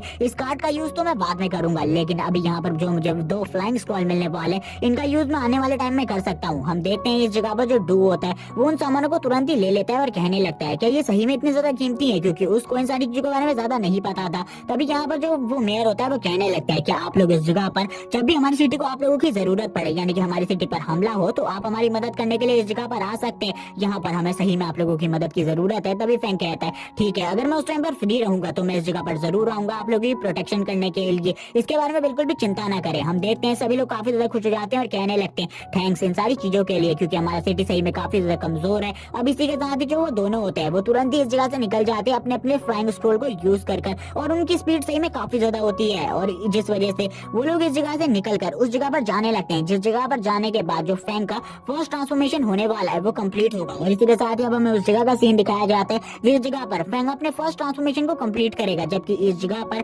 3 लोग पहले से ही वेट कर रहे होते हैं जो कि यू और झांग के साथ ही होते हैं। यहाँ पर हम देखते हैं यू और झांग ने भी अपने सेकंड ट्रांसफॉर्मेशन को कंप्लीट कर लिया है और वो लोग सेकंड ट्रांसफॉर्मेशन को कंप्लीट करने के बाद काफी ज्यादा स्ट्रॉन्ग हो चुके हैं। तभी यू ऊपर की तरफ देखती है और ऊपर की तरफ देखते हुए 2 लोगों को उड़ता हुआ देखकर कहने लगती है मुझे ऐसा लग रहा है कि इन दोनों में से एक बंदा इस जगह पर फ्रैंक है। लेकिन जैसे ही उसकी बात इस जगह पर झांग सुनता है वो कहने लगता है क्या तुम्हें सही में लगता है कि वो बंदा एक फ्लाइंग स्क्रॉल खरीद सकता है? एक फ्लाइंग स्क्रॉल की कीमत काफी ज्यादा होती है। यू इस जगह पर कहती है मुझे इसके बारे में पता है, लेकिन मुझे उसको देखकर ऐसी फीलिंग आ रही थी। लेकिन तभी यहाँ पर वो वापस से बोलता है क्या तुम्हें लगता है एक कचरा जो कि इस जगह पर अपने फर्स्ट ट्रांसफॉर्मेशन को कंप्लीट करने के लिए कुछ ही दिनों में आ जाएगा? ऐसा बिल्कुल भी नहीं हो सकता, तुम इस जगह पर गलत सोच रही हो। लेकिन तुरंत ही जो यू होती है वो पीछे मुड़कर उसकी तरफ देखने लगती है और कहती है, अगर तुमने फैंक के बारे में दोबारा से बकवास करी तुम्हारे साथ जो कुछ भी होगा इसके बारे में मैं बिल्कुल भी नहीं कहने वाली। यहाँ पर वो ये सुनने के बाद तो और भी ज्यादा घबरा जाता है, क्योंकि उसे पता है यू काफी ज्यादा स्ट्रॉन्ग है। सभी लोग इस जगह पर झांक से पूछने लगते हैं आखिरकार उसका सेकंड ट्रांसफॉर्मेशन कैसा रहा, उससे इन सब चीजों के बारे में पूछ रहे होते हैं और आखिरकार उसने कौन से लेवल के मिशन को चूज किया था। तभी वो दोनों यहाँ आगे बढ़ रहे होते हैं, जहाँ पर यू तो कोई भी जवाब नहीं देती, लेकिन झांक इस जगह पर अपने आप को काफी ज्यादा बड़ा दिखाना चाहता था, सुपीरियर दिखाना चाहता था, जिस वजह से वो इस जगह पर सभी लोगों को बताने लगता है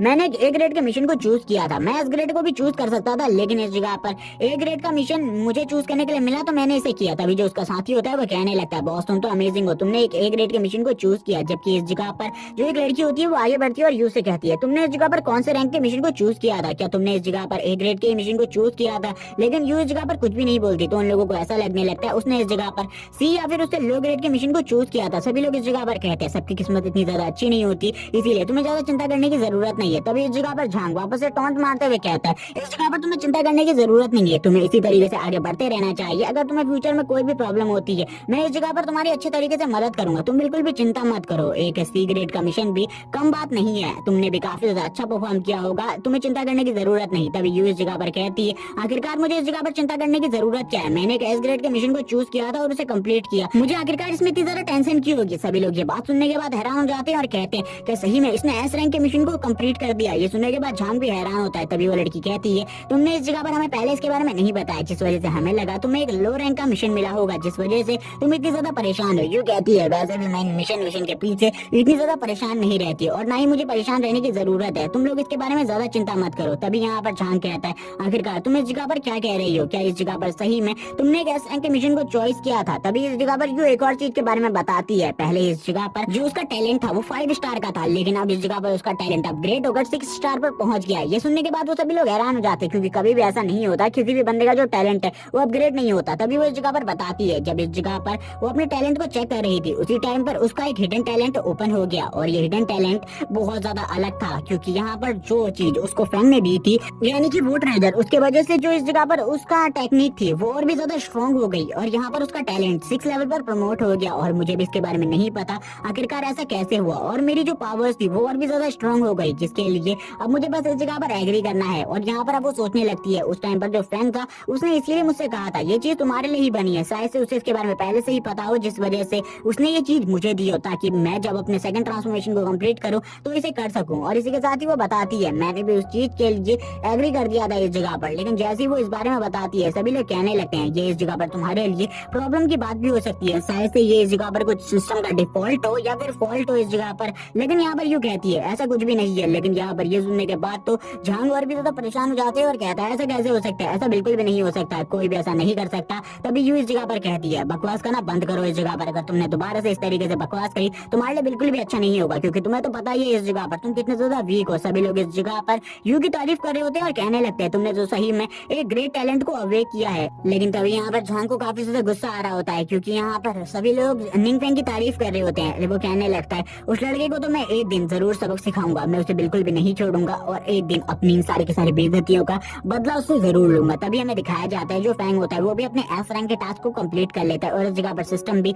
उसे बताता है उसने इस जगह पर टास्क को कंप्लीट कर लिया। अब इसी के साथ ही जो ये चीज होती है जिस ट्रेजर को वो लेकर आया था अब वो उसकी बॉडी के साथ मर्ज होने लगता है। फैंग कहता है मुझे बिल्कुल भी नहीं लगा था ये चीज इतनी ज्यादा अमेजिंग होगी। और इसी के साथ ही जब उसके बॉडी के साथ मर्ज हो रहा होता है तो फैंग का फर्स्ट अवेकनिंग टेस्ट भी इस जगह पर कंप्लीट हो जाता है, यानी कि वो फर्स्ट ट्रांसफॉर्मेशन को कंप्लीट कर चुका है। और इसी के साथ ही अब उसके पास टाइम है सेकंड ट्रांसफॉर्मेशन को करने के लिए 30 लेवल्स और अप करने का। अब यहाँ पर जो फैंग होता है वो अपनी स्टेटस विंडो को चेक करने लगता है, जबकि डू बाहर ही खड़ा होकर फैंग की प्रोटेक्शन कर रहा होता है और कहने लगता है आखिरकार उसका ट्रांसफॉर्मेशन कम कंप्लीट होगा। मुझे लगता है उसने एस रैंक के मिशन को चूज किया था, जिस वजह से उसका ट्रांसफॉर्मेशन लंबा चल रहा है। लेकिन जैसे ही इस जगह पर शैडो मास्टर आती है वो डू को देखकर हैरान हो जाती है और कहती है मैंने तो सुना था फैंग का ट्रांसफॉर्मेशन इस जगह पर चल रहा है, लेकिन आखिरकार ये डू नाम का बंदा इस जगह पर क्या कर रहा है। मैंने इसके बारे में काफी सारी बातें पता करी है, ये इस जगह पर फैंग के साथ आया है और ये फैंग को इस जगह पर बॉस कहकर बुला रहा है। क्या ये दोनों अच्छे दोस्त बन चुके हैं? मुझे नहीं लगा था ये लोग इतने जल्दी मिल जाएंगे और दोस्त भी बन जाएंगे। अब तो जो प्रॉब्लम्स है वो और भी बड़ी हो सकती है, क्योंकि ये बंदा काफी ज्यादा स्ट्रॉन्ग है और अपने 4th ट्रांसफॉर्मेशन को कंप्लीट कर चुका है। मुझे नहीं लगता है इस जगह पर इस बंदे का सामना कोई भी कर सकता है। जबकि यहाँ पर हम देखते हैं वो यहाँ पर ये सारी की सारी बात है जो शैडो मास्टर होती है वो फैंग की मास्टर को बता रही होती है, यानी कि फैंग के टीचर को बता रही होती है। फैंग भी अपने ट्रांसफॉर्मेशन को कंप्लीट करने के बाद बाहर आता है है, लेकिन उसकी टीचर इस जगह पर कहती है तुम बिल्कुल भी चिंता मत करो, इस जगह पर जो चीजें मुझे करनी है मैं उन चीजों को कर लूंगी, तुम बिल्कुल भी टेंशन मत लो, मैं अपने मिशन को अच्छे तरीके से कंप्लीट करूंगी। और इसी के साथ ही अब वो निकल जाती है फ्रैंक से मिलने के लिए, जबकि फ्रैंक इस जगह पर बता रहा होता है डू को उसका जो ये ट्रांसफॉर्मेशन टेस्ट था वो तो काफी ज्यादा इजी रहा और काफी ज्यादा आसानी से कंप्लीट हो गया। मैंने इसके बारे में बिल्कुल भी नहीं सोचा था ये टेस्ट इतना ज्यादा आसान होगा। लेकिन तभी इस जगह पर पीछे से फ्रैंक को किसी की आवाज सुनाई देती है और ये आवाज उसकी टीचर की होती है। उसकी टीचर इस जगह पर आ जाती है और निंगफंग से बात करने लगती है, जबकि फ्रैंक भी अपने टीचर को देखकर खुश होता है और कहने लगता है टीचर आप आखिरकार इस जगह पर क्या कर रही है, आपने मुझे कॉल किया था तब मैं सिटी के बाहर था, लेकिन अब मैं इस जगह पर आ चुका हूँ, आप बताइए इस जगह पर। लेकिन तभी जो डू होता है वो इस जगह से चला जाता है और कहने लगता है बॉस मैं आपका बाहर पर वेट कर रहा हूँ, आप उस जगह पर आ जाइएगा। लेकिन निंगफंग इस जगह पर कहने लगता है वो बस इस जगह पर मजाक कर रहा है, वो मेरा दोस्त है इस जगह पर। और वो टीचर को बताने लगता है उस बंदे की और अपनी दोस्ती की एक झूठी कहानी। हम देखते हैं टीचर इस जगह पर कहती है तुम्हें कांग्रेस इस जगह पर, तुमने अपने फर्स्ट ट्रांसफॉर्मेशन को कंप्लीट कर लिया है। ये सुनने के बाद फ्रैंक भी शॉक होता है और कहने लगता है आखिरकार ऐसा कैसे हो सकता है, इनको इस बारे में कैसे पता चल गया, मुझे तो बिल्कुल भी नहीं लगा था किसी को इसके बारे में पता चलेगा। तभी फ्रैंक कहता है थैंक्स इस जगह पर आपको इसके बारे में पता चल गया है, लेकिन मुझे यहाँ पर टीचर के ऊपर भरोसा है क्योंकि उन्होंने पहले भी मेरी काफी ज्यादा मदद करी है। जब स्कूल में सभी लोग मुझे बुली किया करते थे तब भी वो मेरी मदद करती थी, इसीलिए अभी मुझे उनके ऊपर भरोसा है। तभी यहाँ पर वो टीचर से कहता है इसके लिए शुक्रिया इस जगह पर, ये तो मेरा लक अच्छा था कि इसके जैसा साथी मेरे साथ था जिस वजह से मैंने जल्दी से अपने फर्स्ट ट्रांसफॉर्मेशन को कंप्लीट कर लिया। टीचर भी यहाँ पर कहती है मुझे पता है इस जगह पर तुम आने वाले टाइम में काफी ज्यादा स्ट्रॉन्ग बन सकते हो, जिस वजह से काफी सारी इन्वेस्टिगेशन तुम्हारे ऊपर चलाई जा रही है। और टीचर अब सारी की सारी बातें यहाँ पर फ्रैंक को बताती है आखिरकार उसके साथ क्या होने वाला है आगे चलकर। फ्रैंक कहता है क्या इस वजह से मुझे अपनी सिटी को छोड़कर चले जाना चाहिए, वो अपने मन में इन बातों को कर रहा होता है। लेकिन टीचर उससे कहती है तुम्हें डरने की कोई भी ज्यादा जरूरत नहीं है, इस जगह पर तुम्हारे सारे के सारे मसलों को तुम्हारी टीचर और एक मेरी दोस्त भी संभाल रही है। फ्रैंक कहता है ठीक है इस जगह पर मैं इसके लिए कोई ज्यादा टेंशन नहीं लूंगा, आपको इस जगह पर अगर कुछ पूछना है तो मुझे पूछ सकती है। लेकिन तभी टीचर उसके सामने एक ब्लैक कलर के स्टोन को रखती है और कहती है इस जगह पर इस स्टोन के अंदर अपनी पावर को इम्ब्यूट करो, मैं देखना चाहती हूँ आखिरकार तुम्हारी बॉडी के अंदर जो डार्क पावर है वो कितनी ज्यादा है, क्योंकि इससे हम किसी भी मॉन्स्टर के बारे में पता कर सकते हैं। फ्रैंक कहने लगता है मैं एक मॉन्स्टर नहीं हूँ इस जगह पर, लेकिन मेरी जो डार्क पावर है वो काफी ज्यादा है, अगर मैंने इसके ऊपर टच किया तो यहाँ पर इन लोगों को लगेगा कि मैं एक मॉन्स्टर हूँ। लेकिन मैं इस जगह पर कैसे इन सारी चीजों को साबित करूंगा। टीचर भी इस जगह पर फ्रैंक को देख रही होती है क्योंकि उसके सर से पसीने छूट रहे होते हैं। यहाँ पर टीचर कहने लगती है फ्रैंक आखिरकार तुम इतना ज्यादा क्यों डर रहे हो, तुम्हें तो इसके ऊपर टच करना चाहिए। फ्रैंक कहता है मैं यहाँ पर बिल्कुल भी नहीं डर रहा, और इसी के साथ ही आगे की तरफ बढ़ने लगते हैं और अपने हाथ को आगे बढ़ाता है और कहता है ठीक है मैं यहाँ पर टेस्ट करता हूँ आखिरकार ये जो स्टोन है ये इस जगह पर वर्क करता है या फिर नहीं। और वो तुरंत ही अपनी पावर को इसके अंदर इम्ब्यूट करने लगता है। जैसे ही वो इसके अंदर अपनी पावर को इम्ब्यूट करता है उसकी डार्क पावर काफी ज्यादा है, जिस वजह से वो जो स्टोन होता है वो इस जगह पर ब्लास्ट हो जाता है। फ्रैंक कहने लगते हैं आखिरकार ये क्या था टीचर, आखिरकार ये क्या हुआ इस जगह पर, ये स्टोन ब्लास्ट क्यों हो गया, मुझे इसके बारे में बताइए। टीचर भी ये देखने के बाद तो इस जगह पर हैरान होती है, टीचर के भी तोते उड़ चुके होते हैं, टीचर को भी कुछ समझ में नहीं आ रहा होता।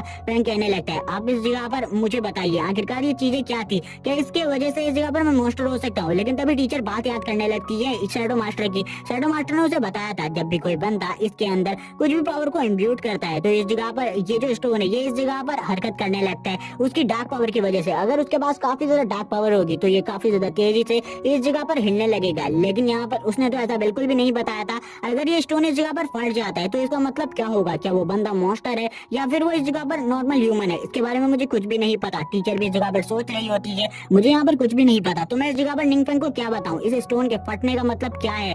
टीचर अपने ख्यालों में चल रही होती है जबकि फेंग भी इसी बारे में सोच रहा होता है। उसकी डार्क पावर काफी ज्यादा है जिस वजह से ये स्टोन भी इस जगह पर फट गया। अब तो मेरी डार्क पावर पहले से भी ज्यादा बढ़ चुकी है क्योंकि मैंने यहाँ पर अपने फर्स्ट ट्रांसफॉर्मेशन को कंप्लीट कर लिया और उसके बदले इस जगह पर मेरी डार्क पावर के साथ कनेक्शन भी काफी ज्यादा स्ट्रॉन्ग हो चुका है। टीचर कहती है मुझे इस जगह पर कुछ भी नहीं पता आखिरकार अब तुम्हारे साथ आगे क्या होगा, लेकिन इस जगह पर मैं इसके लिए तुम्हें आगे की अपनी लाइफ को अच्छे तरीके से जीने के लिए कांग्रेस करती हूँ क्योंकि तुमने फर्स्ट ट्रांसफॉर्मेशन को कंप्लीट कर लिया और मुझे लगता है आगे आने वाले टाइम में तुम और भी काफी सारे अचीवमेंट को कंप्लीट कर लोगे। तभी यहाँ पर फेंग कहता है मुझे इसके बारे में नहीं पता लेकिन मैं यहाँ पर पूरी कोशिश करूंगा सारी की सारी अचीवमेंट्स को कंप्लीट करने की। तभी यहाँ पर जो टीचर होती है वो तुरंत ही एक बुक को बाहर निकालने लगती है और कहती है मैं इस जगह पर तुम्हारे फर्स्ट ट्रांसफॉर्मेशन को कंप्लीट करने के बदले तुम्हें कुछ गिफ्ट देना चाहती हूँ और ये गिफ्ट तुम्हारे लिए। और इसी के साथ ही वो फेंग को एक बुक देने लगती है जो कि इस जगह पर किसके बारे में थी और इसके स्टेट्स के बारे में इस जगह पर कुछ भी नहीं बताया जाता। फेंग उस बुक को तुरंत ही रख लेता है और कहता है टीचर ये तो काफी अच्छा आइटम था। तभी यहाँ पर फेंग भी टीचर के लिए एक आइटम को निकालता है और आइटम को निकालते करते हुए कहता है मैं भी उस जगह पर आपको कुछ देना चाहता हूँ। और इसी के साथ ही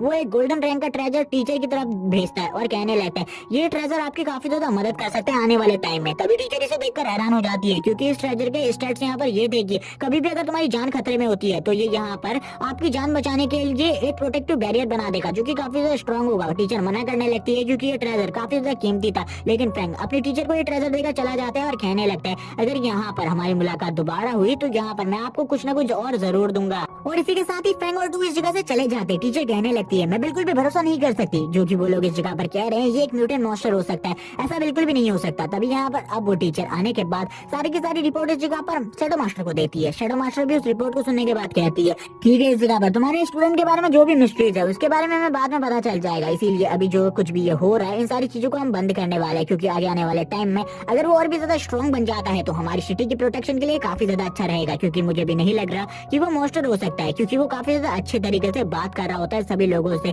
इसीलिए मैं भी इसके लिए नहीं कह सकती कि वो मॉन्स्टर है। इसीलिए जो भी चीजें ये हो रही है ये इस जगह पर बंद होने वाली है अभी के अभी। तभी यहाँ पर वो कहती है ठीक है, अभी जितने भी रिपोर्ट्स है हम इन्हें ऊपर नहीं देने वाले और इन रिपोर्ट्स को इसी जगह पर खत्म कर दो। तभी यहाँ पर जो उसकी टीममेट होती है वो कहती है कि सही में हम इन रिपोर्ट्स को ऊपर नहीं देंगे। तभी यहाँ पर वो वापस से कहती है शैडो मास्टर नहीं, इन रिपोर्ट्स को ऊपर देने की कोई भी जरूरत नहीं है क्योंकि ऊपर वाले लोग वैसे भी इस बारे में कुछ भी नहीं समझेंगे और वैसे भी वो हमारी किसी बात को क्यों ही मानेंगे। तभी यहाँ पर टीचर कहती है मैं यहाँ पर और कुछ भी कहना चाहती हूँ। उसके साथ एक और बंदा था जो कि इस जगह पर हमारे काफी ज्यादा काम आ सकता है। शैडो मास्टर कहती है मुझे पता है डू नाम के बंदे के बारे में, वो अपने फोर्स ट्रांसफॉर्मेशन में है और मुझे लगता है हमारी सिटी में वो काफी ज्यादा स्ट्रॉन्ग है और आगे आने वाले टाइम में हमारी मदद भी कर सकता है। इसीलिए अगर वो बंदा हमारे साथ मिलने के लिए तैयार हो जाए तो काफी ज्यादा अच्छा रहेगा। फ्रैंक के घर का सीन दिखाया जाता है। फ्रैंक के घर में हम देखते हैं डू और फ्रैंक आपस में बातें कर रहे होते हैं। डू यहाँ पर फ्रैंक से कहता है आप यहाँ पर इतना ज्यादा उदास क्यों है। फ्रैंक कहने लगते हैं जो मेरे बारे में रिपोर्ट चल रही थी टीचर ने मुझे बताया उन सारी की सारी जांचों को बंद कर दिया गया है। डू यहाँ पर कहता है तो ये तो खुशी की बात है, तो आप इतने ज्यादा उदास क्यों हैं इस जगह पर। फ्रैंक बताता है कि अब इस जगह पर वो किसी भी डंजन को हंट करने के लिए नहीं जा पाएगा अच्छे तरीके से क्योंकि अगर वो किसी भी डंजन हंट करने के लिए जाएगा तो इस जगह पर अपनी पावर का यूज करेगा जिस वजह से सभी लोगों को मेरे बारे में पता चल जाएगा और वैसे भी वो लोग मेरे ऊपर शक कर रहे हैं, तो ये तो काफी ज्यादा प्रॉब्लम की बात है। तभी यहाँ पर डू भी अपने मन में सोच रहा होता है एक बिग शॉट बनना इतना भी आसान नहीं है, उसे काफी सारी चीजों का ख्याल रखना पड़ता है और काफी सारी चीजें उसके लिए बुरी भी हो सकती है। इसीलिए मुझे लगता है ग्रेट पावर के साथ ग्रेट प्रॉब्लम्स भी आती है। मुझे लगा था जो पावर होना है वो काफी ज्यादा अच्छी बात है लेकिन इस बंदे के लिए इस जगह पर पावर होना काफी ज्यादा बुरी बात हो चुकी है। तभी यहाँ पर अब डू फ्रैंक को बताता है कि कुछ ऐसे भी डंजन्स है जिनके बारे में किसी भी को भी नहीं पता अभी और उन डंजन्स को कोई क्लियर भी नहीं करने वाला। इसीलिए अगर तुम चाहो तो हम लोग उस जगह पर जाकर तुम्हारे लिए मॉन्स्टर्स को मार सकते हैं और काफी सारे ट्रेजर्स और काफी सारे मॉन्स्टर्स को मारकर एक्सपी गेन कर सकते हैं ताकि तुम अपने लेवल को अप कर सको। फ्रैंक कहने लगता है क्या उस जगह पर कोई भी नहीं है, कोई भी नहीं। तभी यहाँ पर डू बताता है उनमें से कुछ जगहों के बारे में तो कुछ लोगों को पता चल चुका है लेकिन अभी भी कुछ जगहें ऐसी है जिसके बारे में किसी को भी नहीं पता और सरकार भी उन जगहों पर नहीं जाएगी क्योंकि उन लोगों को पता है उस जगह पर जो मॉन्स्टर है वो हाई रैंक के हैं और अभी भी सिटीज पर हमला हो रहा है। तभी यहाँ पर फ्रैंक कहता है तो तुम्हें उनमें से किसी जगह के बारे में पता है जिस जगह पर हम जा सकते हैं। डू कहता है मेरे को यहाँ पर अभी तक तो 2 जगहों के बारे में पता है और अगर आपको और भी जगहों के बारे में जानना है तो मैं इस जगह पर आपको और भी जगहों पर जाकर ले जा सकता हूँ, चिंता करने की जरूरत नहीं है। फ्रैंक इस जगह पर कहता है ठीक है तुम यहाँ पर इनके बारे में चिंता मत करो, हम यहाँ पर सबसे पहले उन 2 डंजन्स के अंदर रेड करेंगे और दोनों ही अपने आप को लेवल अप करेंगे ताकि हम स्ट्रॉन्ग बन सके। तभी डू कहता है अभी तो मेरे पास वो ब्लैक कार्ड भी है और मुझे एक्सचेंज हॉल में जाकर कुछ सामान एक्सचेंज भी करना है और उस जगह पर जाकर मुझे लगता है मैं काफी ज्यादा सामानों को एक्सचेंज कर पाऊंगा और काफी ज्यादा मुनाफा कमा पाऊंगा। हमें होटल का सीन दिखाया जाता है जिस जगह पर जो डू होता है वो आगे की तरफ बढ़ रहा होता है और कहता है आज के लिए मैं इस होटल में रुक जाता हूँ, कल के लिए मुझे अपने लिए कोई घर ढूंढना होगा क्योंकि अब मैं इसी सिटी में रुकने वाला हूँ। लेकिन तभी इस जगह पर एक बंदा आता है और वो बंदा इस जगह पर कहने लगता है सर मैं आपसे इस जगह पर बात करना चाहता हूँ और हमें बताया जाता है कि ये इसी सिटी का सिटी लॉर्ड है यानी कि मेयर है इस जगह पर। यहाँ पर डू भी उस बंदे को देखकर हैरान होता है और कहने लगता है सर आप मुझे बताइए इस जगह पर आप मुझसे क्या बात करना चाहते हैं। तभी वो कहते हैं आप अगर इस सिटी में रुकना चाहते हैं तो हम आपको काफी सारी फैसिलिटी देंगे क्योंकि आप इस जगह पर फोर्स ट्रांसफॉर्मेशन में पहुंच चुके हो और आप हमारी काफी ज्यादा हेल्प भी कर सकते हो। डू कहता है आप मुझे सही तरीके से बताइए आप किस जगह पर क्या कहना चाहते हैं। तभी वो बताता है हमें यहाँ पर आपकी जरूरत है क्योंकि हमारी सिटी पर कभी भी हमला हो सकता है तो प्रोटेक्शन के लिए आप इस जगह पर रुक जाइए। और यहाँ पर वो तुरंत ही एक रेड कलर के कार्ड को निकालते हुए कहता है ये कार्ड इस जगह पर हाईएस्ट ऑर्डर है हमारी सिटी का, इसका यूज करते हुए आप कुछ भी कर सकते हैं आपकी पावर के साथ। अगर आप हमारे साथ मिल जाएं तो काफी ज्यादा अच्छा रहेगा। डू भी यहाँ पर उस कार्ड को लेते हुए कहता है यहाँ पर ये कार्ड शायद से बॉस के आगे चलकर काम आ सकता है लेकिन सिटी लोग सोच रहे होते हैं इसने यहाँ पर बड़ी बड़ी सिटी के ऑफर को रिजेक्ट किया है, मुझे नहीं लगता इस जगह पर हमारी सिटी को एक्सेप्ट करेगा, ये तो हमारी सिटी को एक कचरे की तरह समझेगा। लेकिन डू इस जगह पर एक्सेप्ट कर लेता है और कहता है ठीक है मैं इस जगह पर रुकने के लिए तैयार हूँ। अब यहाँ पर आपको चिंता करने की की जरूरत नहीं है। तभी डू इस जगह पर उसके साथ हाथ मिला लेता है। वो बंदा कहता है मुझे बिल्कुल भी नहीं लगा था ये इस जगह पर इसको एक्सेप्ट कर लेगा, लेकिन डू यहाँ पर ये सारी चीजें फ्रैंक की वजह से कर रहा होता है और कहने लगता है बॉस को इस रेड कार्ड की जरूरत पड़ सकती है आगे आने वाले टाइम में, तो यहाँ पर इस रेड कार्ड को मैंने अपने पास रख लिया, ये काफी ज्यादा अच्छी बात है। जबकि हम देखते हैं वो बंदा अपने मन में किसी और ही चीज के बारे में सोच रहा होता है और कहता है इस जगह पर अब तो हमारे पास एक बिग शॉट है और हम इसकी हेल्प से काफी ज्यादा स्ट्रॉन्ग बन सकते हैं। जबकि इस जगह पर जो वो बंदा होता है वो कहने लगता है सर आपको क्या किसी चीज की जरूरत है आप हमें बताइएगा, यहाँ पर शायद से आप इस होटल में रह रहे हैं, आपके पास कोई घर नहीं है, मैं घर के लिए भी आपका इंतजाम कर देता हूँ। यहाँ पर दूसरे इस सब चीजों के लिए धन्यवाद करता है। हम देखते हैं फ्रैंक को जो कि गेम खेल रहा होता है और गेम खेलते हुए सभी लोग इस जगह पर बातें कर रहे होते हैं काफी सारी। फ्रैंक कहने लगता है आखिरकार इस जगह पर क्या हो रहा है और ये लोग किस चीज के बारे में बात कर रहे हैं। तभी वो सुनता है कि यू और झांग ने इस जगह पर सेकंड ट्रांसफॉर्मेशन को कंप्लीट कर लिया है और काफी सारे स्टूडेंट जो हैं वो यहाँ पर हायर एकेडमीज में जाने वाले। फ्रैंक कहता है ये सभी मेरी ही एज ग्रुप के हैं और मुझे लगा था इस जगह पर मैं इनसे आगे कभी भी नहीं निकल पाऊंगा, लेकिन मैं इनसे आगे निकल चुका हूँ और मेरे साथ अवेक हुए लोगों से भी मैं काफी ज्यादा आगे निकल चुका हूँ। अब मुझे लगता है मैं भी हायर एकेडमीज को ज्वाइन कर सकता हूँ। वो यहाँ पर इन्हीं सब चीजों के बारे में बात कर रहा था। काफी सारे स्टूडेंट इस जगह पर फ्रैंक के ही बारे में काफी सारी बुरी बातें कर रहे होते हैं कि वो इस जगह पर बेकार है। तभी यहाँ पर जो टीचर होती है वो मैसेज करती है और कहने लगती है अगर तुमने इस जगह पर अपने काम से काम नहीं रखा तो तुम्हारे लिए काफी ज्यादा बुरी चीज रहेगी। और वो बच्चा तुरंत ही मैसेज को डिलीट कर देता है। ये देखकर फ्रैंक हंसने लगता है और कहता है टीचर तो सही में काफी ज्यादा अमेजिंग है, लेकिन जैसे ही वो इस मैसेज को देखता है इसी के बाद ही जो दूसरे मैसेज होते हैं वो स्टार्ट हो जाते हैं इस जगह पर जो कि अलग अलग चीजों के बारे में चल रहे होते हैं। फ्रैंक कहता है ये न्यूज इस जगह पर सभी लोगों को कैसे पता चल गई, क्योंकि यहाँ पर फ्रैंक ने फर्स्ट ट्रांसफॉर्मेशन को कंप्लीट कर लिया है। इसकी न्यूज सभी को पता चल चुकी होती है। फ्रैंक कहता है आखिरकार इन लोगों को इसके बारे में कैसे पता चल गया, मुझे नहीं लगा था डू और मेरे अलावा और किसी को इसके बारे में पता है और टीचर को इसके बारे में पता था, लेकिन इनको कैसे पता चला। शायद से ये न्यूज काफी ज्यादा आगे तक जाने वाली है। फ्रैंक आगे बढ़ते हुए इन सब चीजों को सोच रहा होता है। जबकि हम देखते हैं डीमन लॉर्ड को, जो डीमन लॉर्ड होता है वो एक जगह पर बैठकर इन सारी चीजों को देख रहा होता है और कहता है ये लड़का इस जगह पर काफी ज्यादा स्ट्रॉन्ग है और आगे आने वाले टाइम में ये और भी ज्यादा स्ट्रॉन्ग होगा। मुझे लगता है मेरे प्लान्स को ये पूरे तरीके से चकनाचूर कर देगा। जिसके बाद सीन शिफ्ट हो जाता है और सीन शिफ्ट होने के बाद एक्सचेंज हॉल का सीन दिखाया जाता है, जिस जगह पर जो शिन होती है वो एक जगह पर खड़ी होती है। उसको अभी भी काफी सारी चोटें आई थी, लेकिन तभी हम देखते हैं दूसरी वाली इस जगह पर आ जाती है और वह कहने लगती है तुम इतनी ज्यादा घायल हो, उसके बाद भी इस जगह पर काम करने के लिए आई हो, शायद से तुम्हें काफी सारे पैसों की जरूरत है, लेकिन अब इस जगह पर कुछ भी नहीं होने वाला। तभी इस जगह पर शिन कहती है तुम इस जगह पर किस तरीके की बकवास कर रही हो, मैं इस जगह पर काम करना चाहती हूँ, इसीलिए इस जगह पर बकवास मत करो। लेकिन तभी यहाँ पर वो शिन के ऊपर एक और टॉन्ट कसते हुए कहती है जो यहाँ पर तुम्हारी काफी ज्यादा हेल्प कर रहा था पैसे कमाने में, अब वो इस जगह पर दोबारा कभी भी नहीं आने वाला और अब यहाँ पर तुम कुछ भी नहीं कमा पाओगे। वैसे भी वो इस जगह पर एक कचरे के अलावा और कुछ भी नहीं था। और भी वो काफी सारी बातें करने लगती है फ्रैंक के बारे में इस जगह पर और कहती है वो तो इस जगह पर एक कचरा था, इसके अलावा और कुछ भी नहीं। और कहती है उसके बारे में जो हमारे मैनेजर वांग है उन्होंने काफी सारी इन्फॉर्मेशन निकाली है और इसके बाद हमें पता चल गया है कि अभी तक तो वो मारा जा चुका होगा, क्योंकि एक फोर्थ ट्रांसफॉर्मेशन वाला बंदा उससे किसी सामान को छीनने के लिए गया था, वो एक चोर है। लेकिन जैसी वो इसे कहती है उसके सामने से कोई चीज बाहर निकलती है जिसे देखकर वो काफी ज्यादा डर जाती है और ये चीज फ्रैंक ने करी थी। फ्रैंक कहने लगता है तुम्हारी हिम्मत कैसे हुई इस जगह पर मुझे चोर कहने की। ये सुनने के बाद तो वो लड़की